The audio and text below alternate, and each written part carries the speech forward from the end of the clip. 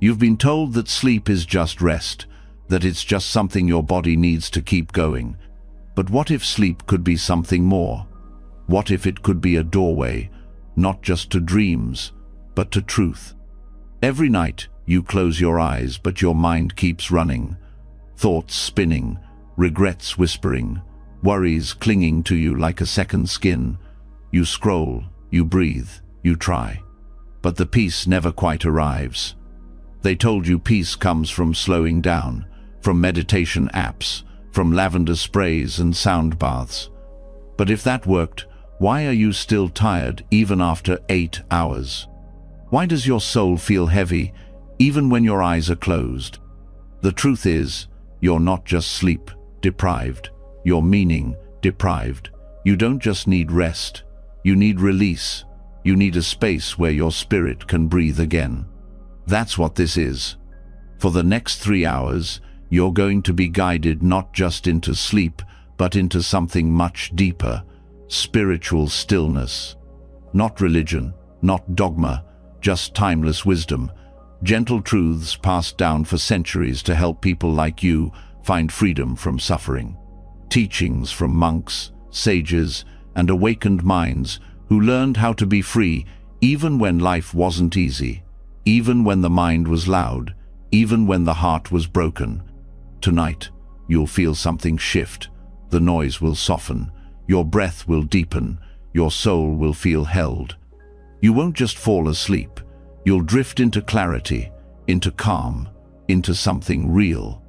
This isn't just another sleep audio. This is a quiet revolution inside you. Are you ready? Let's begin. Before we begin, take a slow breath.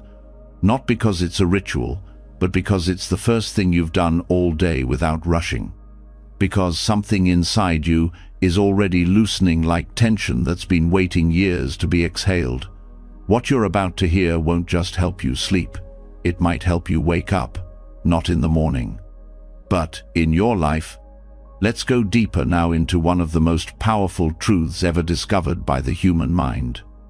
A truth so misunderstood, it often gets dismissed as cold, confusing, or worse, irrelevant. But tonight, under the stillness of sleep, you'll begin to see it clearly, and it just might change the way you hold your entire life. This is the science of shunyata, the wisdom of emptiness. At first, the word sounds distant, strange, like a spiritual theory locked away in temples and old books.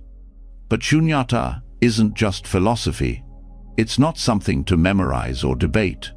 It's something you feel in your bones when the masks fall off, when silence stretches longer than your thoughts, when life reminds you that everything you cling to, your identity, your beliefs, even your pain, was never as solid as it seemed.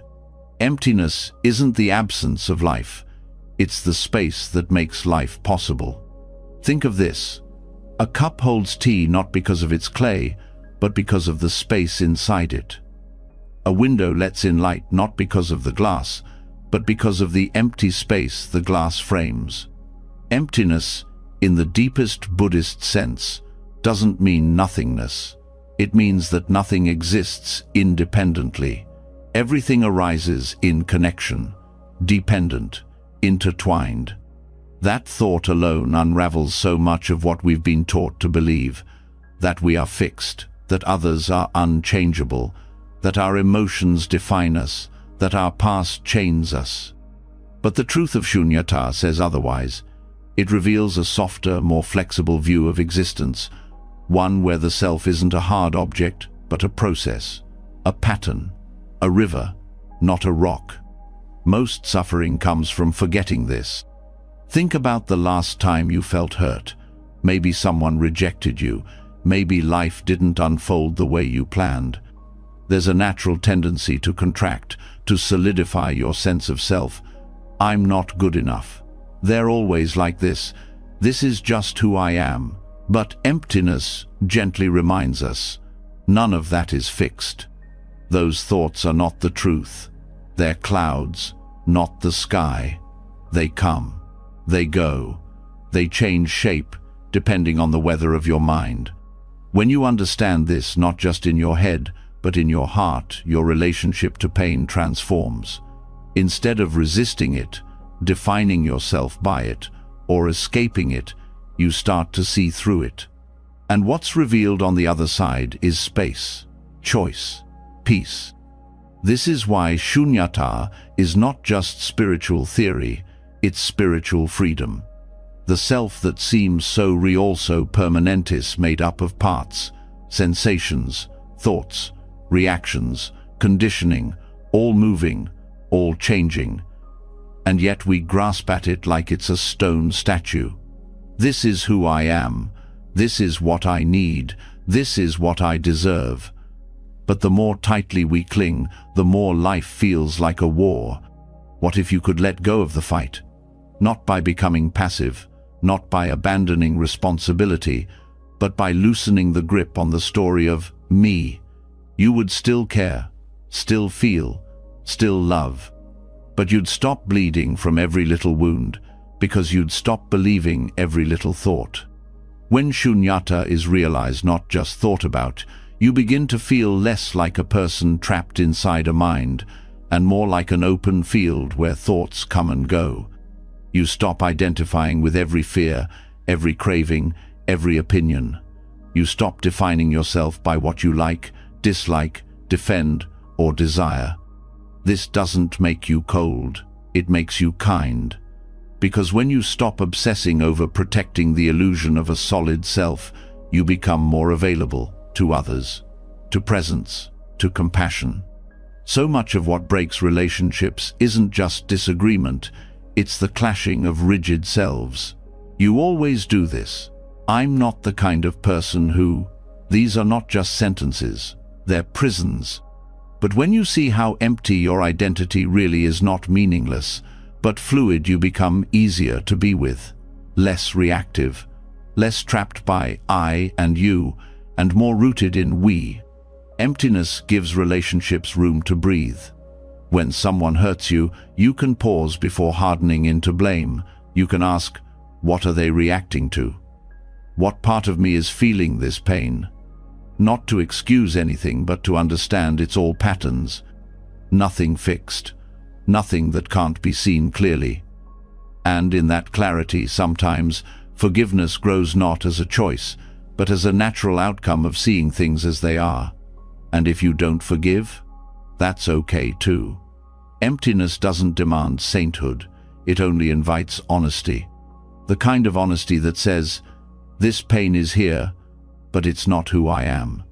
That's already a kind of liberation. One of the greatest misunderstandings in spirituality is that emptiness means disconnection, that if everything is empty, nothing matters.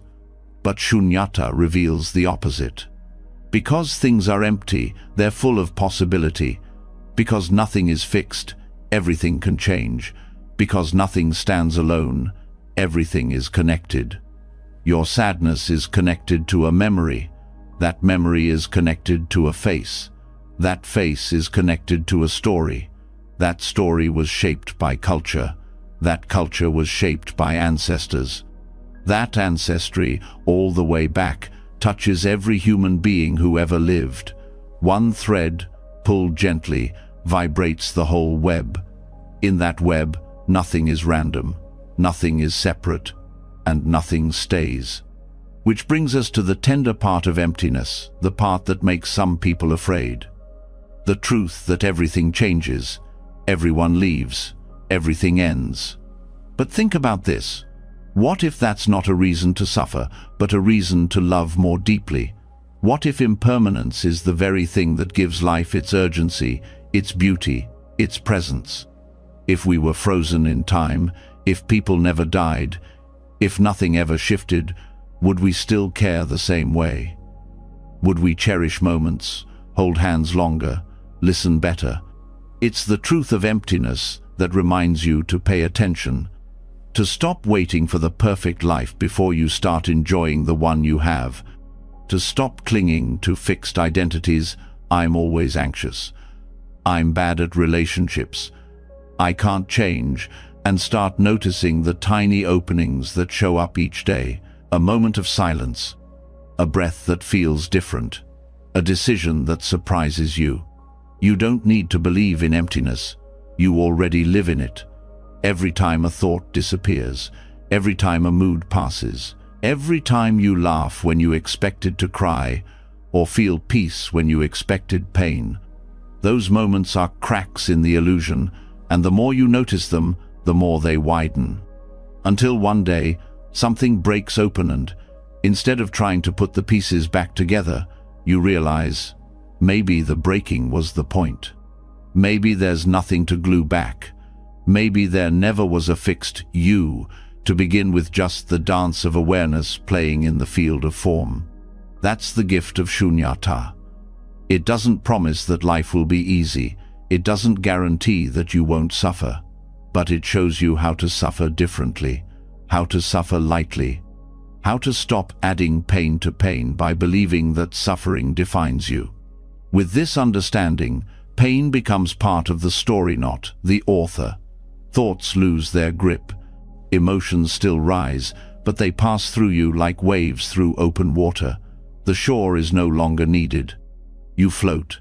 You let go. Not to escape, but to return. Return to the quiet underneath the noise, to the peace that was never missing, only hidden. Hidden by the stories you believed, the identities you built, the masks you wore because you thought that's what life demanded. But life never demanded that. Life only asked one thing: be present. And shunyata helps you do just that. Not by giving you more tools, more strategies, more self-help ideas, but by stripping away what you never needed. By gently peeling back the layers of illusion until what's left is this. This breath, this silence, this presence. The more deeply you understand emptiness, the more free you become from comparison. You stop measuring your worth in likes, in jobs, in status, because there's no solid self to compare. You are a moment, an unfolding, a fluid intelligence moving through form, and that makes you unshakable, no because you never fall, but because nothing in you stays stuck. This is why great teachers didn't just talk about emptiness. They embodied it. They moved through life with grace because they didn't cling. They could love fully because they didn't need guarantees. They could speak truthfully because they had nothing to protect. That's not something reserved for saints. That's a possibility for you. Even now, as you listen, some part of you knows this already. You've felt it before in moments of stillness, in grief so deep it stripped you bare, in joy so pure it silenced thought. Those were moments of shunyata, not as theory, as truth. And now you're remembering. Not learning something new, but seeing clearly what was always here, underneath the noise, underneath the fear, underneath the identity. What's here is not emptiness as a void, but emptiness as space, as openness, as freedom. Freedom to let go of who you think you need to be. Freedom to feel everything without drowning in any of it. Freedom to stop chasing peace and start resting in it. You don't need to do anything to reach it. You're already here. So you've come this far into the quiet, into the space beyond stories, beyond solid ground. The mind begins to loosen, the breath deepens, and something inside starts to release its grip. There is a calm here, not because everything is figured out, but because you no longer need it to be.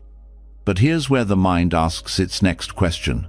If the self is not solid, not permanent, then what carries on?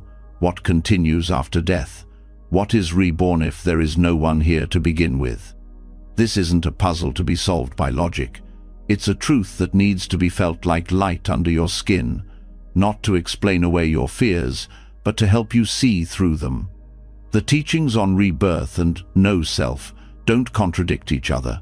They illuminate each other, but only when we drop the habit of seeing things as black or white.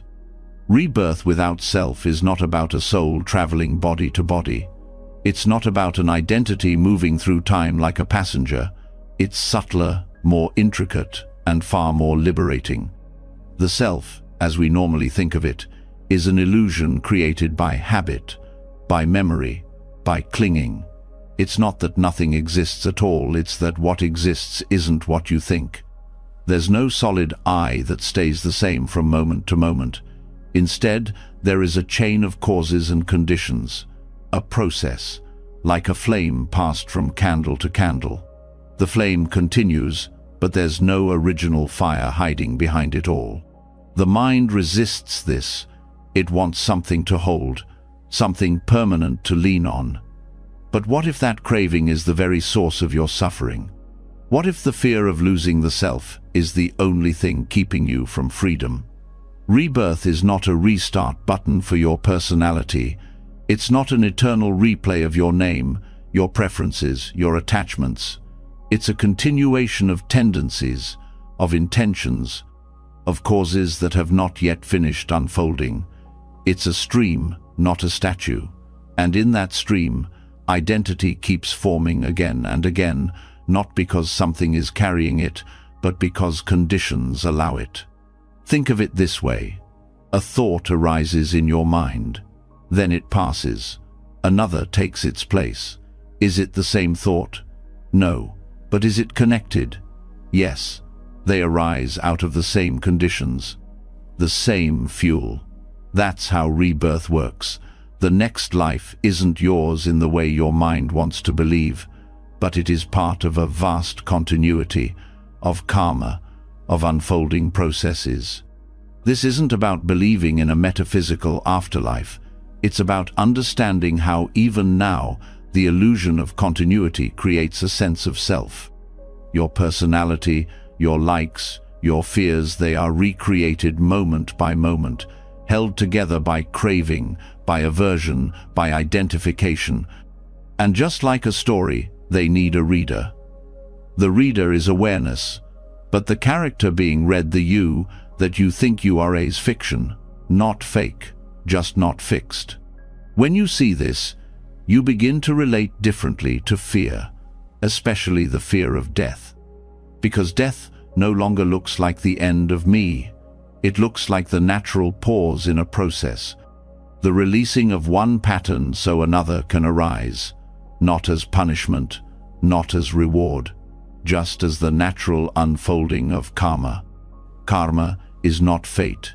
It's not cosmic justice. It's cause and effect. If you plant an apple seed, you don't get an orange tree, but also the seed doesn't guarantee the tree will thrive. The soil matters. The weather matters. The tending matters. In the same way, your thoughts, your actions, your speech, they plant seeds. But whether they grow, how they grow, what they grow, into that depends on the conditions, not all of which you control, but none of which are random. This is where personal responsibility becomes powerful, not because you can control everything, but because your intention deeply matters. The mental quality with which you act becomes part of the pattern that continues, even if you don't. And so, rebirth isn't something to fear or long for. It's a mirror. It shows you what you are nurturing right now. Are your thoughts planting peace or resentment? Are your actions fueled by compassion or by fear? These aren't just philosophical questions. They're instructions for liberation. If the self isn't solid, then neither is your pain. If identity is conditioned, then so is your trauma. That doesn't mean it's imaginary. It means it's workable. When you stop asking, "Why am I like this?" and start seeing, "What are the conditions that gave rise to this?" you stop being trapped in shame and start walking the path of freedom. This also changes how you relate to others. If they are not fixed selves, but flowing conditions, then judgment softens. You stop needing to define people by their worst moments. You begin to see the karmic momentum behind their behavior, not to excuse it, but to understand it. And in understanding, compassion arises not as a virtue, but as a natural response to truth. The paradox of no self and rebirth breaks down only if you cling to either extreme. If you think there's a soul, you grasp. If you think there's nothing, you despair. But if you see there's a process changing, dependent, alive, you relax. You become part of the flow. And here's something tender. Even though there's no permanent you, your actions still matter. Not because they define you, but because they shape the future. Your kindness matters. Your courage matters. Even the smallest act of presence becomes part of what continues. You may not see its full impact, but you don't need to. You only need to trust the field you're planting into. This understanding also reframes grief. When someone dies, we mourn their absence. But if we deeply understand no self, we start to notice they were never just that body, never just that name. What they gave, how they lived, the love they shared, those things don't vanish. They ripple outward. They become part of what shapes others. And if you've ever lost someone and felt their presence long after, you know what this means. Not in theory, in your bones. You know they continue, not in the way your mind expected, but in a way that feels more real than memory, less graspable, more eternal. Understanding rebirth without self also frees you from the pressure to be somebody. You stop trying to build a legacy, to preserve your name, to win immortality through achievement. Instead, you start focusing on the quality of your presence, on what you're putting into the world with your thoughts, your actions, your care. And strangely, that's what gives your life meaning. Not permanence, but participation. You are not a fixed point in time. You are a part of time unfolding. Your choices shape the unfolding, not because you own it, but because you're connected to it. This truth dissolves ego not through denial, but through understanding. Ego is not evil. It's just a habit of holding on, a way of freezing the flow so we can feel in control. But when you see through that, when you relax the need to solidify, ego becomes transparent. You still function, you still live, but you're no longer trapped in the costume of me. That's where real freedom begins. It's not found in trying to fix the self or escape the self, but in seeing clearly that the self is never what it appears to be. In that seeing, fear drops, desire calms, awareness opens. And what's left is not emptiness in the scary sense, but space, spaciousness, peace. The more deeply you realize there's no fixed self, the less reactive you become. Someone insults you, and there's nothing to defend. Someone praises you, and there's nothing to inflate. You become light not because you're passive, but because you're not stuck. And from that lightness, love flows. Not possessive love, not needy love, but a spacious love that sees clearly and still cares deeply. Because love, in the absence of ego, becomes unconditional. It becomes service. It becomes freedom for both you and the other. When there's no one to defend, there's no one to protect. You stop living behind walls. You let life in, fully. And in letting it in, you dissolve into something wider than self, something ancient, something sacred. And in the quiet of night, when thought fades and presence remains, you begin to sense it, not as an idea, but as truth. You are not your story. You are the space the story appears in. You are not the flame. You are the heat it leaves behind. You are not the one who is reborn. You are the pattern unfolding. And in this pattern, there is freedom, not from life, but from delusion. Not from pain, but from ownership of pain. Not from death, but from fear of death.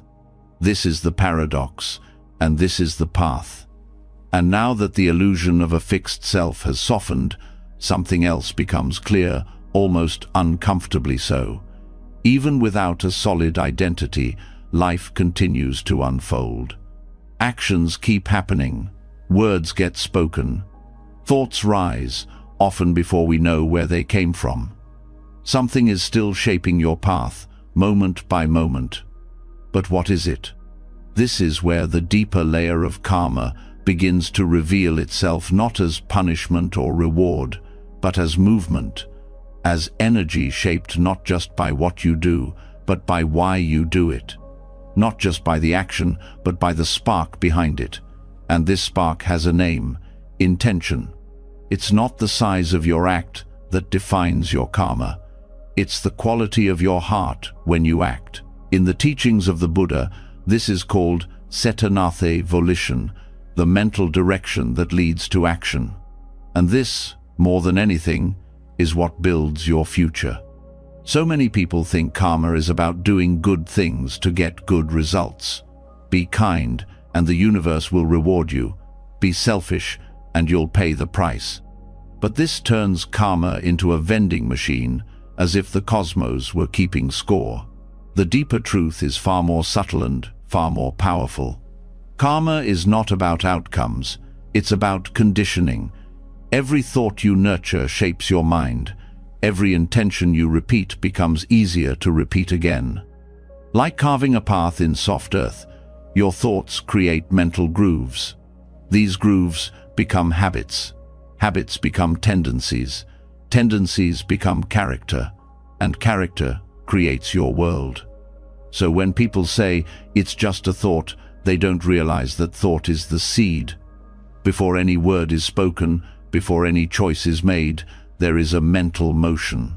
And this motion, when rooted in craving, fear, or delusion, begins to shape suffering. When it's rooted in clarity, generosity, or compassion, it leads toward peace. That's why mastering intention is the beginning of mastering your life. But here's the challenge. Most intentions are unconscious. They happen so fast, you barely notice them. You say something hurtful, then realize later it wasn't about the person, it was about your own wound. You make a choice, only to discover it came from fear, not freedom. But the damage, or the benefit, is already set in motion. This is where mindfulness becomes essential, not just awareness of breath or body, but awareness of why you do what you do. That small pause before speaking, that moment of checking in before acting, becomes the gateway to karmic clarity. It's not always comfortable. Seeing your own motives clearly can feel like turning on a harsh light. But it's also the beginning of wisdom, because when you start watching intention, you begin to interrupt the cycle. You notice that your helpful act might be driven by the need to be liked, that your silence might come from resentment, not peace, that your generosity might be tangled with pride, and you begin to ask, not what did I do, but what was I really trying to create? This shift is what changes everything. Once you understand that intention shapes your inner world, you become less obsessed with controlling outer results. You realize you could do the right thing for the wrong reason and still suffer, or fail on the outside but grow on the inside because your heart was clear. It's not about looking good, it's about being aligned. And this kind of alignment becomes powerful. It's not dramatic, it doesn't always look heroic, but it creates peace that isn't dependent on applause. It builds a kind of quiet strength, the kind you carry even when no one sees it, even when everything else falls away. This is also why thoughts of anger, jealousy, or greed matter even if you don't act on them, because they still shape you. They leave traces, not because the universe punishes you for thinking them, but because your mind becomes what it repeatedly feeds on. Even subtle forms of manipulation, superiority, or control left unchecked become a field in which future suffering can grow. But this isn't about guilt, it's about choice. Every moment is a chance to plant different seeds, to redirect intention, to bring light into the corners of your mind that operate out of habit. And the most powerful transformation comes not when you suppress those habits, but when you see them clearly and meet them with wisdom. When anger rises, you can acknowledge it, trace its roots, and choose not to act from it. That moment of awareness plants a different karma, not through force, but through insight. And insight grows when you stay curious. Why do you want what you want? Why do you fear what you fear? What do you think you'll gain by proving you're right? What are you really protecting when you criticize others? These are not questions to shame yourself. They are mirrors, and they become windows when you're ready to look through them. In this light, karma stops being something external and becomes something deeply personal. Not personal as in egocentric, but personal as in intimate. It's not about fate handed down from the past. It's about the unfolding of your present mental landscape. Every resentment held, every kindness offered, every fantasy entertained, these shape the architecture of your inner world. And the more you tune into intention, the more refined your awareness becomes. You begin to detect subtleties, how anxiety dresses itself as planning, how control wears the mask of care, how ego can pretend to be helpful, and instead of pushing these aside, you become gentle with them. You learn to sit with your motives, question them, and choose again. Because you always can. That's the hidden power. You can choose to listen instead of react, to soften instead of harden, to release instead of resist. These small shifts in thought begin to generate a new karmic field. And slowly, the mind starts trusting itself again. It becomes less divided, less noisy, more whole. You start to notice something even deeper, that even positive intentions can be laced with craving, that wanting peace can turn into grasping for stillness, that chasing virtue can become a disguised form of self-judgment. And in those moments, you see the last layer, the attachment to being a certain kind of person. Here's the freedom. Even the desire to be good can be let go of. Because when intention becomes pure, it doesn't come from identity, it comes from understanding. You don't help someone because you're a helper. You help because suffering is real and compassion is a natural response. You don't meditate because you're a spiritual person. You meditate because clarity matters. You don't speak kindly because you want approval. You speak kindly because harshness hurts both the one who receives it and the one who delivers it. This is karma purified not as strategy, but as expression. It's not something to achieve, it's something to return to.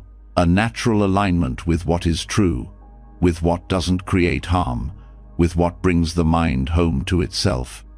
And from this place, even difficult emotions begin to transform.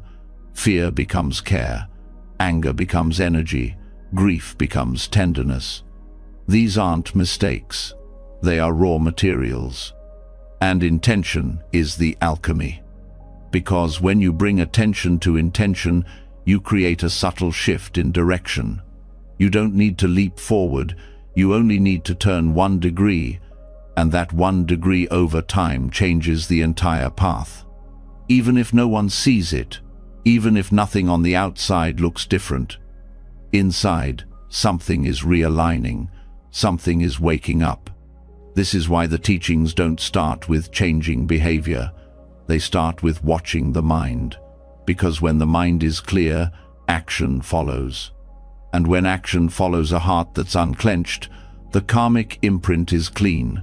It leaves no residue, nothing sticky, nothing that returns to haunt you. You sleep better, you speak more gently, you carry less regret. And over time, the noise inside gets quieter, not because you've silenced it by force, but because it no longer has fuel. This is not perfection, it's presence. It's paying attention to how your thoughts move and choosing which ones you give energy to. When you start to see how thought shapes intention and intention shapes karma, you stop looking outside for answers. You stop waiting for life to change. You realize you are the Chanjano because of willpower, but because of awareness. And this awareness becomes the beginning of awakening. Not dramatic, not loud, just a simple knowing. What I think matters, what I intend matters. What I nurture inside becomes the life I live outside. And so the mind becomes your path, not as something to conquer, but as something to care for. And once you start paying attention to the quiet forces within you, your thoughts, your intentions, you start noticing something else. Words begin to feel heavier. They no longer pass through unnoticed. They carry weight, shape, energy, and echo far beyond the moment they're spoken. But there's something deeper than speaking, deeper even than thinking. Something beneath language, beneath reaction, beneath the noise. It's not emptiness in the way people think of void or absence. It's not just being quiet. It's a kind of stillness that communicates more than words ever could, a space that holds more truth than explanation. This is where noble silence begins, not as withdrawal, but as deep engagement, not as the absence of voice, but the presence of clarity. In many Buddhist traditions, silence is not simply a practice. It is a method for transformation. It doesn't mean muting yourself. It means refining the field through which insight arises. Because when the mouth is still, the mind is easier to hear. When the outer noise settles, the inner truth has a chance to surface. Speech, by its very nature, moves outward. It forms identities. It shapes relationships. It influences the world. But too often, words are used to escape, not to connect, to fill silence out of discomfort, to prove something, to protect ego. The deeper the craving to be understood, the more we tend to speak from fear rather than insight. But the moment we stop trying to explain, the truth starts to speak for itself without needing our help. This is what noble silence protects. It creates a boundary around awareness, a soft container where clarity can grow. Not because everything becomes known, but because everything is allowed to be seen without interruption. In this silence, there's no pressure to impress, no urge to control, no compulsion to narrate. Instead, there's a loosening, a melting of mental tension. At first, it can feel unfamiliar, even painful. The silence feels loud. The mind becomes restless. Thoughts grow sharper. But that discomfort is not a problem. It's the noise inside becoming visible. That's the first stage of purification. Not silence from peace, but silence through friction. What comes up isn't a mistake. It's material. It's what was always there. Noble silence doesn't hide it. It reveals it. And this revelation is crucial, because as long as we speak to distract ourselves, we never truly meet ourselves. When you're in silence, there's no one to validate your opinion, no conversation to reinforce your role. The ego doesn't get fed in the usual ways, and so it starts to shrink, not out of suppression, but out of irrelevance. This is why noble silence is not passive. It's fiercely alive. It holds everything, every thought, every emotion, every sensation. It doesn't reject or grasp. It simply watches. And in that watching, something begins to reorganize. The mind, when not pulled outward by speech, starts to settle inward. Attention sharpens. Patterns appear. You begin to see not just what you think, but why you think it. Not just what you feel, but the root of that feeling. In this space, communication shifts, not toward absence, but toward refinement. Insight becomes more intuitive. Awareness expands without effort. A different kind of dialogue begins soon that doesn't need mouths, only presence. Many advanced teachers speak of insight transmission that happens in silence. Students sit with them, and something gets passed not through words, but through energy, through being, through alignment. This isn't mystical fluff, it's a real phenomenon. When the mind is quiet, it becomes more receptive. It syncs with deeper frequencies of awareness. Like two instruments tuning to the same note, understanding flows without language. But this kind of silence requires intention, not just not talking, but choosing to stay inwardly still, It requires restraint not of emotion, but of reactivity. It's not silence as retreat. It's silence as engagement without interference. A willingness to let things be revealed on their own terms, rather than trying to shape them. In daily life, this kind of silence can be practiced even when you're not alone. You can speak less and listen more. You can pause before responding. You can drop the need to fill space. This opens up communication in a new way. People feel heard because you are no longer listening to respond, you're listening to see. You're not waiting for your turn to speak, you're allowing space for truth to emerge. And when you do speak, your words carry more weight, because they come from awareness, not habit, from presence, not performance. One word spoken from silence can shift an entire conversation. Not because it's clever, but because it's rooted in clarity. It doesn't carry the static of ego. It's clean, precise, kind. This is how noble silence cultivates wisdom. It removes the clutter. It sharpens perception. It helps you see what's beneath the surface. And it trains the mind to be stable not just when things are calm, but when chaos arises. Because once you know how to return to stillness, even briefly, you stop being a slave to the world's noise. It also brings healing. Many wounds live in unspoken spaces, pain we never had words for, traumas that can't be narrated. In silence, those wounds risen not to haunt us, but to be felt fully, without commentary. The mind doesn't need to label what it feels, it only needs to feel it, without agenda, without judgment. And when it does, something begins to shift. Silence gives the nervous system permission to unwind. Without constant stimulation, the body begins to regulate itself. Breathing deepens, muscles release, the heart rate slows. The immune system recalibrates. This is not abstract benefit, it's physiological transformation. Silence is not emptiness, it's medicine. And the longer you stay with it, the more your sensitivity grows. Not in a fragile way, but in a refined way. You start to notice subtle things, a change in tone, a shift in someone's energy. The difference between speaking from truth and speaking from tension. This awareness helps you respond not out of reflex, but from choice. And choice is freedom.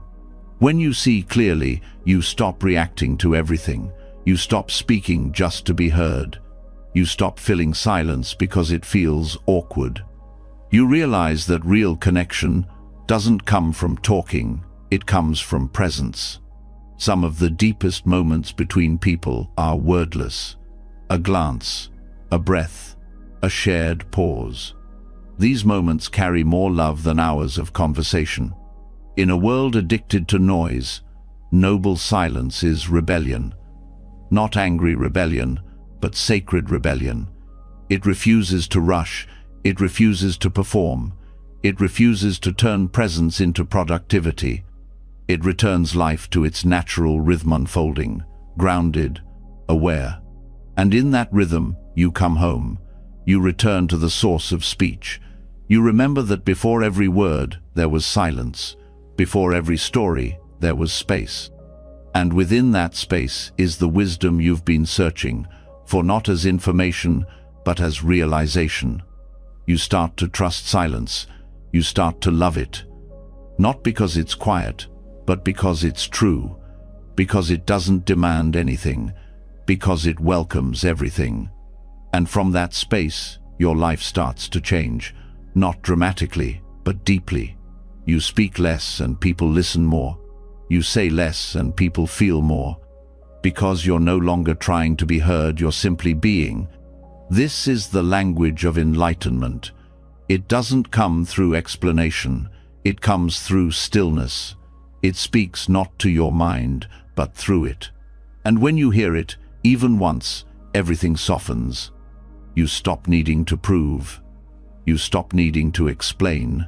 You stop needing to defend. You rest in awareness. You live in presence. and you let silence finish the sentences the world never could. And once you've tasted the clarity that silence brings, something inside begins to rearrange. You no longer rush to label every emotion. You no longer need to grip every thought. You become more curious than controlling. But there's still something deeper worth understanding, something that explains why your sense of self keeps rebuilding itself, even when you've seen through it. Even after silence, the mind keeps reconstructing identity, thought by thought, reaction by reaction. You know you are not fixed, yet patterns return. Old feelings sneak in. The sense of me keeps reforming itself like smoke taking shape.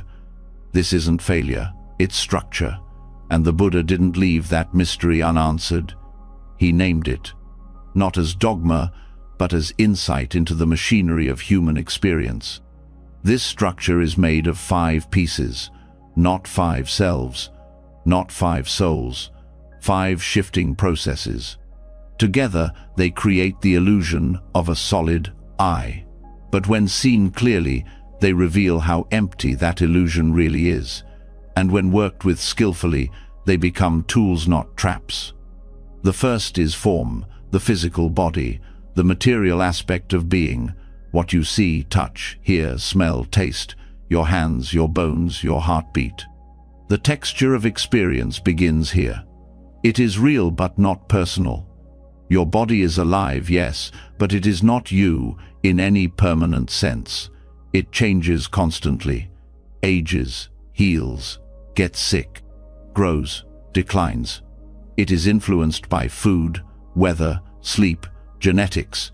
You don't control it, you witness it. And yet, so often, you identify with it. You look in the mirror and feel pride or shame. You feel pain and call it mine. But when you observe deeply, you see, the body is not an identity, it's a vehicle, a process, a constantly moving system of matter and energy. Next is sensation, the feeling tone of every moment, not emotion but raw feedback. Pleasant, unpleasant, neutral. Every experience you have carries one of these tones. You feel warmth, pleasant. You hear loud noise, unpleasant. You sit still, neutral.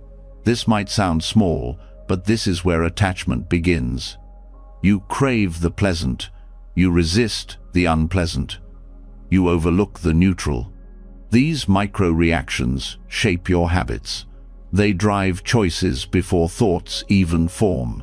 Sensation isn't optional, it happens naturally. But when you learn to notice it without clinging or resisting, the grip begins to loosen. Then comes perception, the labeling function of the mind. It organizes what the senses deliver.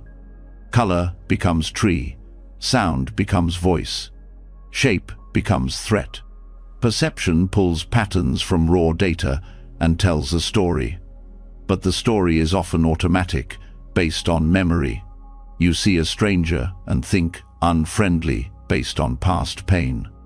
You hear a word and feel triggered because of old wounds. Perception isn't truth, it's recognition. And recognition is conditioned. When you start questioning it, your world opens. You see how fast the mind concludes, how quickly it decides, and how much of what you know isn't fresh, it's recycled. When perception slows, reality becomes clearer. The fourth is mental formation. These are the tendencies, impulses, habits, and intentions that form the personality, thoughts, emotions, moods, preferences, biases. This is where karma lives not as fate, but as pattern. These formations build over time. You react one way often enough, and it becomes familiar. It becomes you. But it's not you. It's just reinforced energy, a repeated loop. Mental formations can feel deeply personal, but they arise and fall like weather.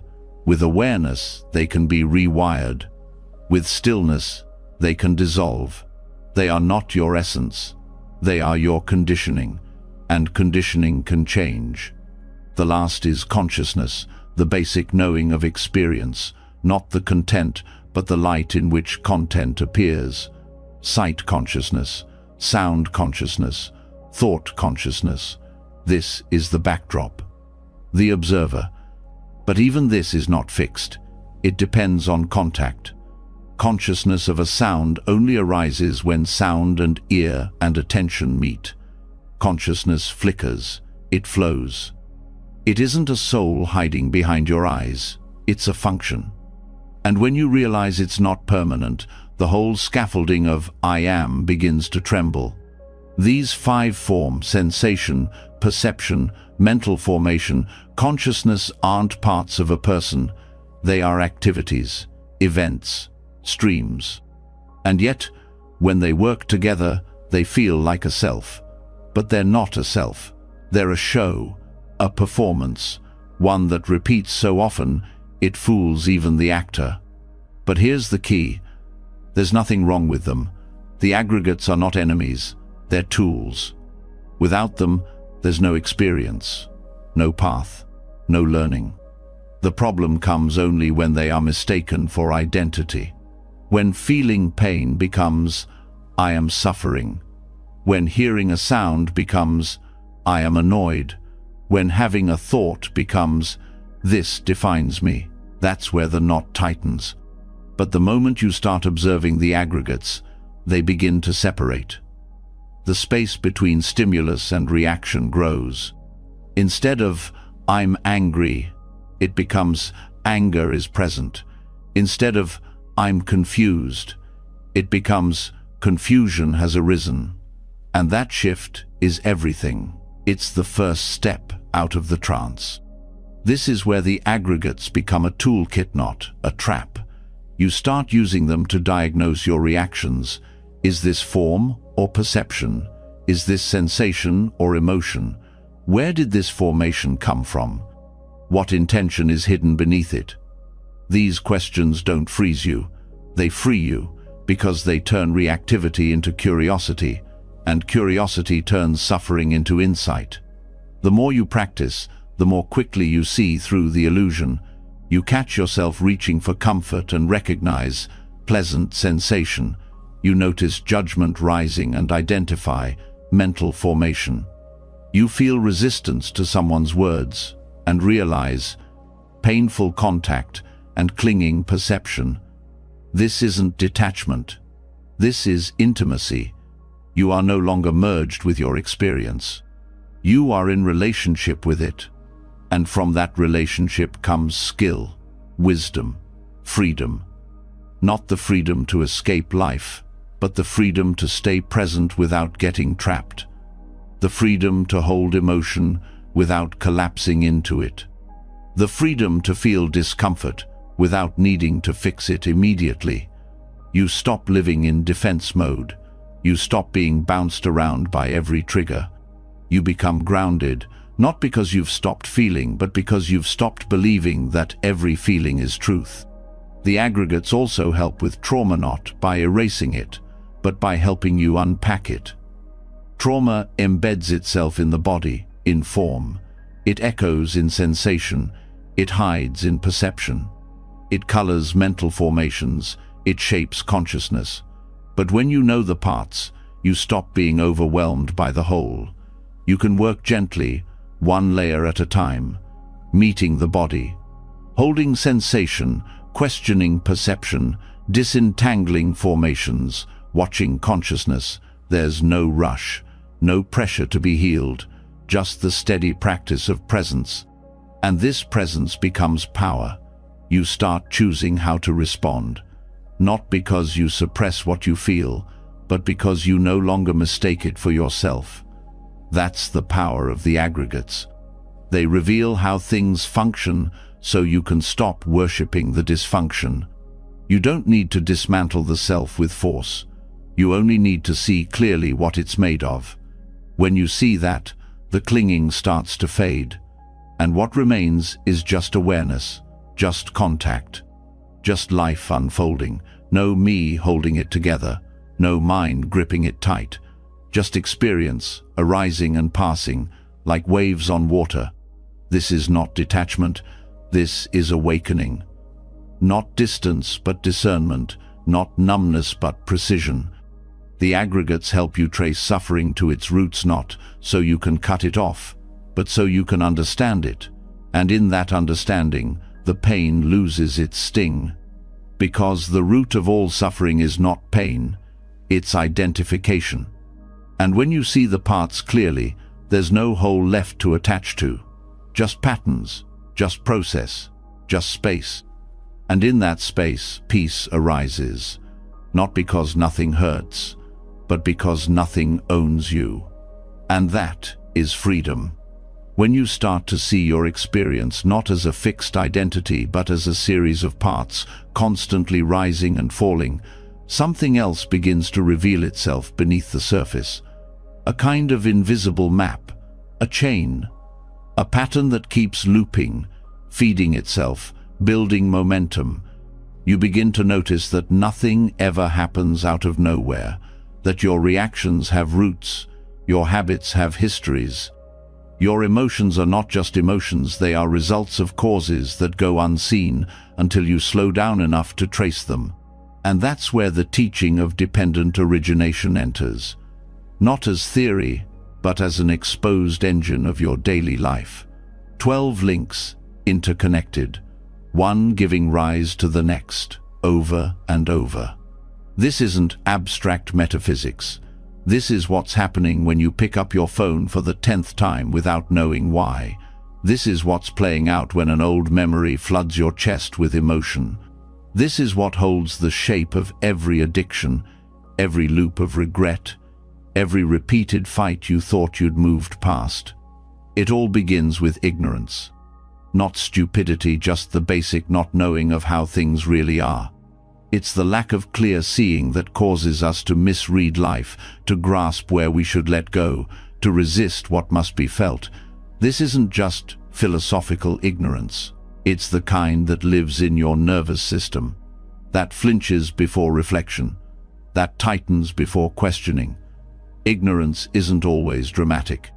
Sometimes it's as subtle as an unconscious belief that you are unworthy, that you need to win to be loved, that comfort equals safety. And from this fog, everything else unfolds. Out of this lack of understanding comes mental formations, volitional impulses that arise conditioned by that unknowing. These are the seeds of action, the habitual pushes of intention shaped by your conditioning. When your beliefs are distorted, the intentions you act from follow that distortion. You react before you know why. You reach before you reflect. These aren't mistakes, they're patterns. But they accumulate, and the mind begins to move with increasing speed. From those formations arises consciousness, not pure awareness, but the specific consciousness that forms around contact. It's the knowing that something is happening, but already it's filtered. Already it's colored by the habits that formed it. It's not neutral, it's framed by the layers that came before. Then comes name and form the dual structure of mental and physical experience. This is the stage where you begin to perceive yourself as someone having an experience. It's the building of a scenario, the construction of me and this situation. It's no longer just sensation, it's my body feeling anxious, or my mind thinking this way. Here, the sense of self starts to become more solid, even though it's still just a cluster of processes. Then the 6 sense bases emerge: sight, sound, smell, taste, touch, and mind. With these, your world begins to open through contact, not just raw sense, but emotional contact too. The sound of someone's voice, the look in someone's eyes, the feeling of being seen or ignored. Your senses are not neutral channels. They are constantly informing your experience, triggering memory, pulling emotional threads. And as these senses engage with the world, contact arises. That moment when sense, organ, object, and consciousness meet. It seems small, but it's a spark. Contact is not passive. It sets things in motion, it lights the match, and what it lights is feeling. This feeling, or vedana, isn't emotion. It's the raw, affective tone, pleasant, unpleasant, or neutral. Every time you experience something, there's a flavor, and that flavor pulls you. You want more of the pleasant. You resist the unpleasant. You ignore the neutral. This basic movement is often unconscious, but it drives the next step: craving. Craving is the leaning, the reaching, the aching for something. Not always obvious. Sometimes it's quiet, more like a pull in the background. But it starts here, in the feeling tone. This is the beginning of addiction, of obsession, of emotional fixation. It doesn't start with action, it starts with this invisible tug. And from craving comes clinging. This is the point where the desire becomes personal. You don't just want something, you believe you need it. You fuse your identity with the object. It's no longer just, I feel better when they text me. It's, I am not okay unless they do. Clinging turns a passing sensation into a source of self-worth, and that kind of pressure is never sustainable. Then, from this clinging, comes becoming. The formation of new identity. You become someone driven by need, by desire, by fear. The self reshapes to support the attachment. You act in ways that reinforce the craving. You make decisions to protect what you're holding. This is where cycles start to harden. Relationships turn into roles. Freedom starts to disappear behind patterns. Out of this becoming, birth arises. Not just physical birth, but the birth of new circumstances, new consequences, new emotional realities. You say something you can't take back. You enter a situation shaped by past choices. A new identity steps forward to manage the discomfort. The mind believes the only solution is to be someone who fits this moment, and so it creates that someone. But every birth leads to aging and death, to decay. Every situation created under pressure eventually collapses. Every identity you cling to begins to crack. Every fix you hoped would work begins to wear thin. And when it does, there is grief, there is loss, there is fear, but most of all, there is another turn of the wheel. And if nothing is seen clearly, the whole cycle starts again. This isn't just philosophy, this is your life in motion. This is what happens when you check your phone for validation, when you eat to escape loneliness, when you lash out before pausing. Every time you repeat a behavior you know doesn't help but feels impossible to avoid it, because these links are moving beneath your awareness. But awareness is the key. You can't break the chain through force, you dissolve it through insight. You don't need to dismantle all 12 links, you only need to interrupt one, and the most powerful place to start is contact. That moment when you first feel something shift in the body, in the mind, in the senses. When you learn to pause there, the momentum weakens. By seeing contact clearly, you begin to watch the arising of feeling. You notice the urge to reach. You name the craving. You feel the cling, but you don't act it out. That's the turning point. That's where wisdom lives. Not in suppressing desire, but in meeting it without becoming it. And when you meet it like that, the story doesn't need to continue. The chain doesn't have to move forward. You can feel the craving without feeding it. You can allow the sensation without collapsing into it. You can stop identifying with the voice that says, I need this to be okay. This is freedom in real time. And it spreads. One moment of clarity becomes a shift in your relationships. You stop blaming others for your pain. You stop needing them to change so you can feel safe. You recognize how your reactions were never just reactions. They were results of an entire chain you didn't see until now. You also begin to notice how others are trapped in the same cycle, and that softens judgment. You stop taking things personally. You stop expecting perfection. You meet people at their level of conditioning, not to excuse, but to understand. And from there, boundaries become kinder. Forgiveness becomes possible, not as an act of morality, but as a response to truth. Dependent origination isn't something to believe in, it's something to observe. Every day, every breath. In the way a thought becomes an argument. In the way a glance becomes a story. In the way a mood becomes a whole day of avoidance. When you really see it, you stop being surprised by your own patterns. You stop thinking, this came out of nowhere. You begin to live more gently, because everything that arises has a reason. But that reason is not a sentence. It's a signal. It shows you where your attention is needed, where your clarity is missing, where your freedom begins. And freedom always begins now. Once you begin to see the wheel of dependent origination clearly, how craving leads to clinging, how contact feeds identity, how every loop is built from causes, you naturally start to ask the next question. What happens when the loop ends? If each moment of insight slows the cycle, if awareness stops the chain, what's on the other side? This is where things become both deeply peaceful and strangely unsettling, because the teachings say that when the cycle of becoming is broken, suffering ends.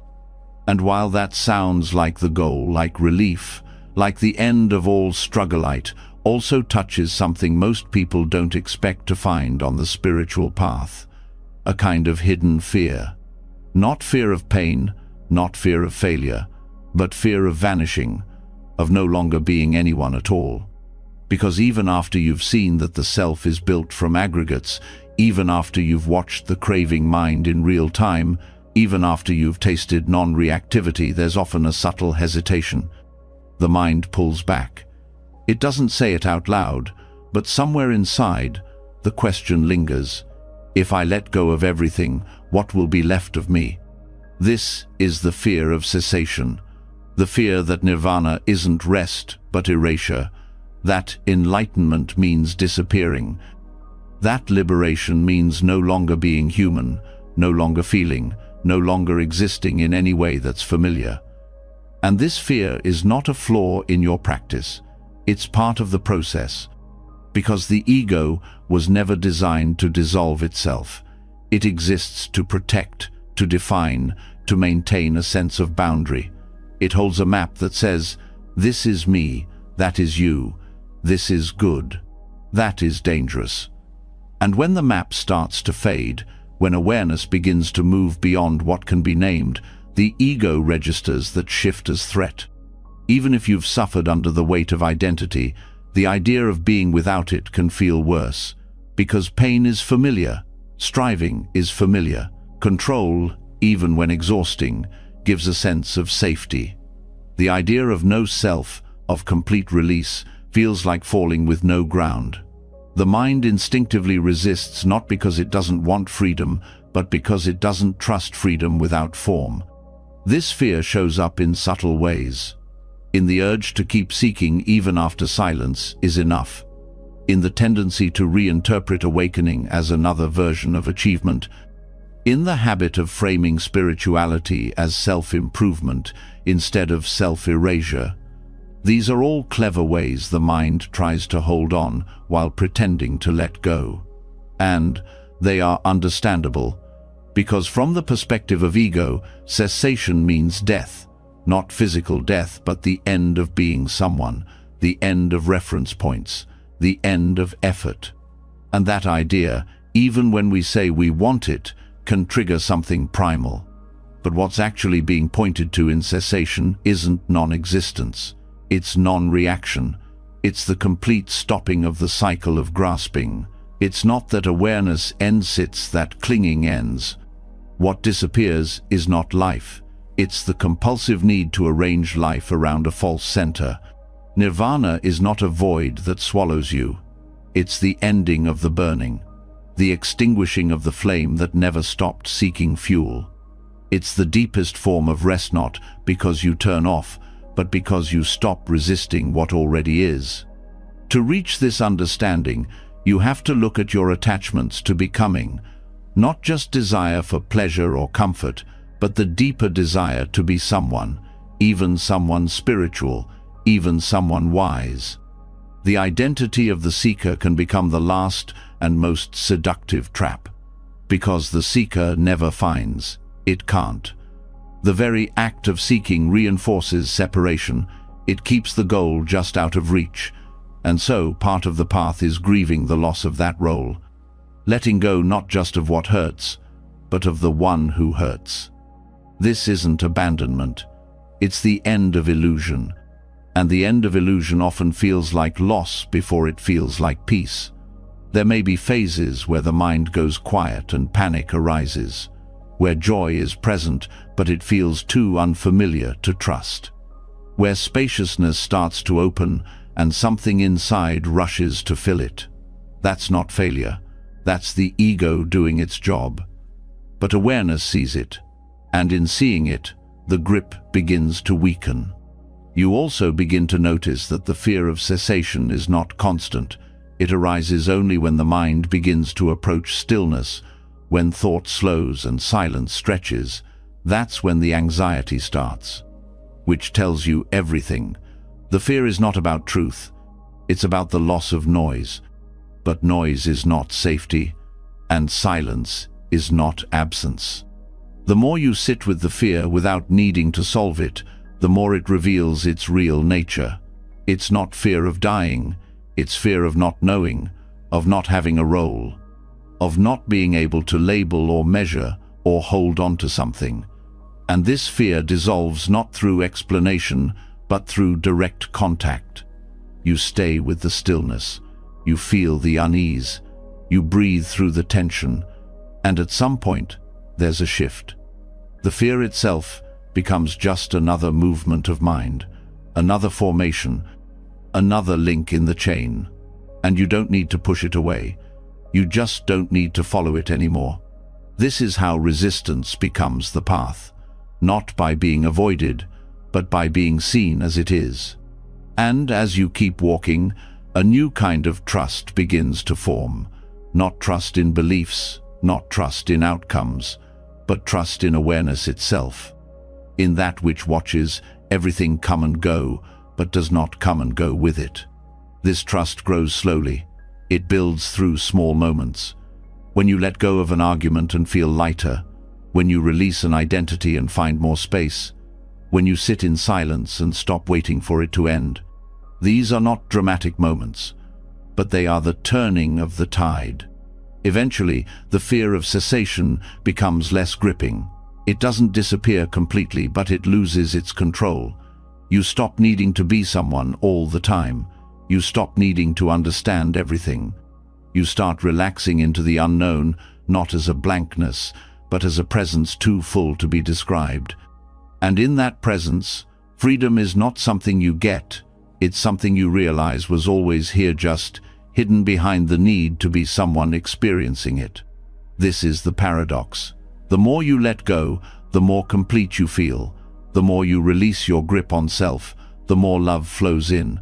Not personal love, not conditional love, but a kind of radiant openness that doesn't need a name. The ego fears that enlightenment is the end of everything. But it's only the end of suffering built from illusion. It's not the death of being, it's the death of becoming. It's not loss, it's arrival. You don't lose who you are. You lose the confusion around who you thought you needed to be. And what remains is simple, quiet, clear, not as an experience, but as the end of the one who clings to experience. When the fear of non-existence begins to soften, something unexpected starts to appear beneath it. Not emptiness in a cold or distant sense, but a tenderness. A quiet space where presence sharpens, not because you're trying, but because there's nothing left to hold. The fight to preserve, to prolong, to define, begins to dissolve. And in its place, there's a clarity that feels deeper than thought, older than identity. But to fully embody this clarity, to live it and not just understand it, there's one more threshold that must be crossed: the direct contemplation of death. Not as an idea, not as something abstract or symbolic, but as a lived awareness that everything you see, touch, and know will end, that everyone you love will vanish, that your own body, no matter how carefully kept, will one day collapse into stillness and silence. This is not pessimism. This is not fear-mongering. It is truth, and it is the very foundation of radical presence. Maranasati, the practice of remembering death, is not about rehearsing tragedy. It's not about making yourself sad. It is about meeting life with full awareness of its impermanence. It is about opening your eyes to what is real, without flinching, without fantasy. And when done with sincerity, it doesn't make you colder. It makes you more alive. When death is no longer hidden from view, your priorities shift. You stop wasting time on things that don't matter. You stop arguing to be right when being kind is so clearly more urgent.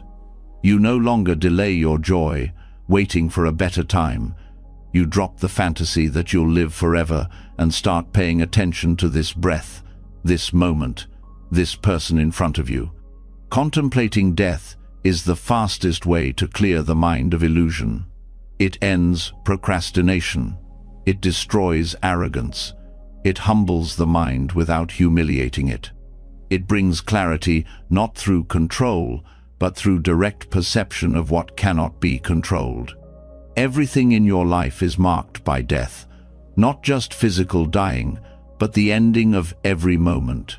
Every experience passes, every thought dissolves, every relationship changes, every plan falls apart or transforms. We live in constant death, but we don't see it because we're trained to look away. Maranasati reverses that habit. It brings the ending into awareness, not to cause panic, but to end denial. And when denial ends, so does most of your unnecessary suffering. Because so much suffering is based on the false belief that things can be permanent, that people can stay the same, that identities can last, that comfort can be held, but they can't. And when you stop trying to preserve what cannot be preserved, your hands free up, your energy returns, you stop clinging, and in that release, a softer, wiser love begins to flow. Meditating on death trains the heart in this kind of love, a love that knows how to hold without gripping, how to care without needing, how to show up fully, not because the moment will last, but because it won't. This kind of love doesn't wait. It doesn't assume there's more time. It gives what it can now, speaks the truth now, forgives now, not because it's easy, but because it understands that delay is a luxury we don't truly have. Maranasati also reveals the ego's last stand, because death is the final challenge to the illusion of control. No matter how smart, powerful, spiritual, or healthy you are, you will die. And when that is no longer a threat, the ego loses one of its deepest fears. You stop needing to create a legacy to feel valid. You stop needing to be remembered to feel real. You start to see that value doesn't come from being permanented, comes from being present. This changes how you hold your goals. You still act, but without obsession. You still build, but without anxiety. You still strive, but without believing that any achievement can protect you from the truth of impermanence. And so, oddly, the contemplation of death makes life lighter, more sacred, less heavy with ambition or regret. It breaks the trance of someday and replaces it with the urgency of now. This urgency is not about panic, it's about presence. It's about stopping the habit of waiting, waiting to rest, waiting to love, waiting to be free. Death shows you that what you're waiting for may never come, but what's here already is enough if you can see it clearly. Meditating on death also sharpens compassion. When you remember that everyone you meet is going to die, you soften. You understand that their anger might be pain, that their coldness might be fear, that their mistakes are temporary, that their lives, just like yours, are brief and difficult and tender. You stop needing others to act a certain way before you can forgive them. You stop needing every relationship to be resolved before you can let go. You stop needing closure to move on, because you realize that closure is a myth and that kindness now is more powerful than perfect endings later. This changes how you relate to grief. Instead of running from it, you begin to see it as sacred. Grief becomes proof of love, a kind of honoring. You no longer feel the need to rush it or fix it. You understand that grief, like all emotions, is impermanent too. And by being present with it, rather than resisting it, you allow it to move through you. You don't need to be strong. You just need to stay open. Maranasati also dissolves spiritual pride. It reminds you that no insight, no title, no level of understanding exempts you from mortality. Even the Buddha died. Even saints and sages turned to dust. This truth brings humility. It returns you to the ground, and it connects you to all beings not as a hierarchy, but as a shared journey. This sense of shared mortality makes division harder to maintain. It becomes difficult to hate someone when you remember they too are suffering, that they too are aging, that they too will one day be gone. This awareness isn't sentimental, it's raw and grounding, and it invites a deeper kind of wisdom. A wisdom that doesn't seek comfort, but clarity. Because once you see that death is certain but the timing is not, you begin to live differently. You stop waiting for the right moment to start the practice, to speak your heart, to heal old wounds. You begin now not because you're afraid, but because you're awake. And being awake means being intimate with life, as it is not as you want it to be. It means understanding that every breath could be the last, and meeting that truth with a soft and steady heart. This doesn't make you detached, it makes you fiercely kind. It gives you the strength to live without clinging, and the tenderness to say goodbye when it's time. Maranasati is the deepest form of letting go. Not just letting go of possessions or roles or control, but letting go of the illusion that any of it was ever really yours. Letting go of the belief that you were ever separate from the flow. It brings you to the edge of self and invites you to surrender, not to darkness, but to reality, to truth, to the living, breathing, ungraspable beauty of this moment, knowing it will never come again. And from that place, you begin to live not for outcome, but for presence. You speak what's true because silence is no longer a safe place to hide. You love fully because you understand that time cannot be hoarded. You forgive, not because it's easy, but because holding grudges begins to feel absurd in the face of death. And little by little, something shifts. Death is no longer a shadow to avoid. It becomes a teacher, a guide, a friend that reminds you, wake up. This life is passing, don't waste it. Let it humble you, let it sharpen you, let it soften you. And when the day comes, and it will, when your body begins to fall away, and the breath grows thin, and the world starts to fade, you won't need to panic. You won't need to beg for more time. You'll know that you lived while you could. You stayed present when it mattered. You didn't run from truth. You met life fully, and so you can meet death the same way. Without clinging, without fear. Just presence. Just awareness. Just peace. After sitting with death, not in fear but in truth, something in the mind begins to shift. You've touched the limits of what can be held, and in that contact, the grasping starts to loosen. But just when silence deepens and the sense of release begins to form, the pull returns. A subtle urge to do, to become, to reach, to fix, to improve, as if peace itself were not enough. That is the cycle, that is the loop, that is samsara. It doesn't announce itself with drama, it doesn't need to, it's woven into the very rhythm of unconscious living. You wake up with clarity, and by afternoon you're back in thought, in chase, in craving. You resolve to be present, but a single emotion pulls you back into story. This repetition isn't because you failed, it's because the mind has been trained to feed on becoming, to need something just out of reach, to feel complete. Samsara is not just a cosmological wheel of birth and death. It's the psychological pattern of never being at rest. It's the structure of seeking. It's not limited to a future life or mythical realm. It happens every time you try to escape the moment, through fantasy, distraction, blame, or control. It's not far away. It's right here, and it's exhausting.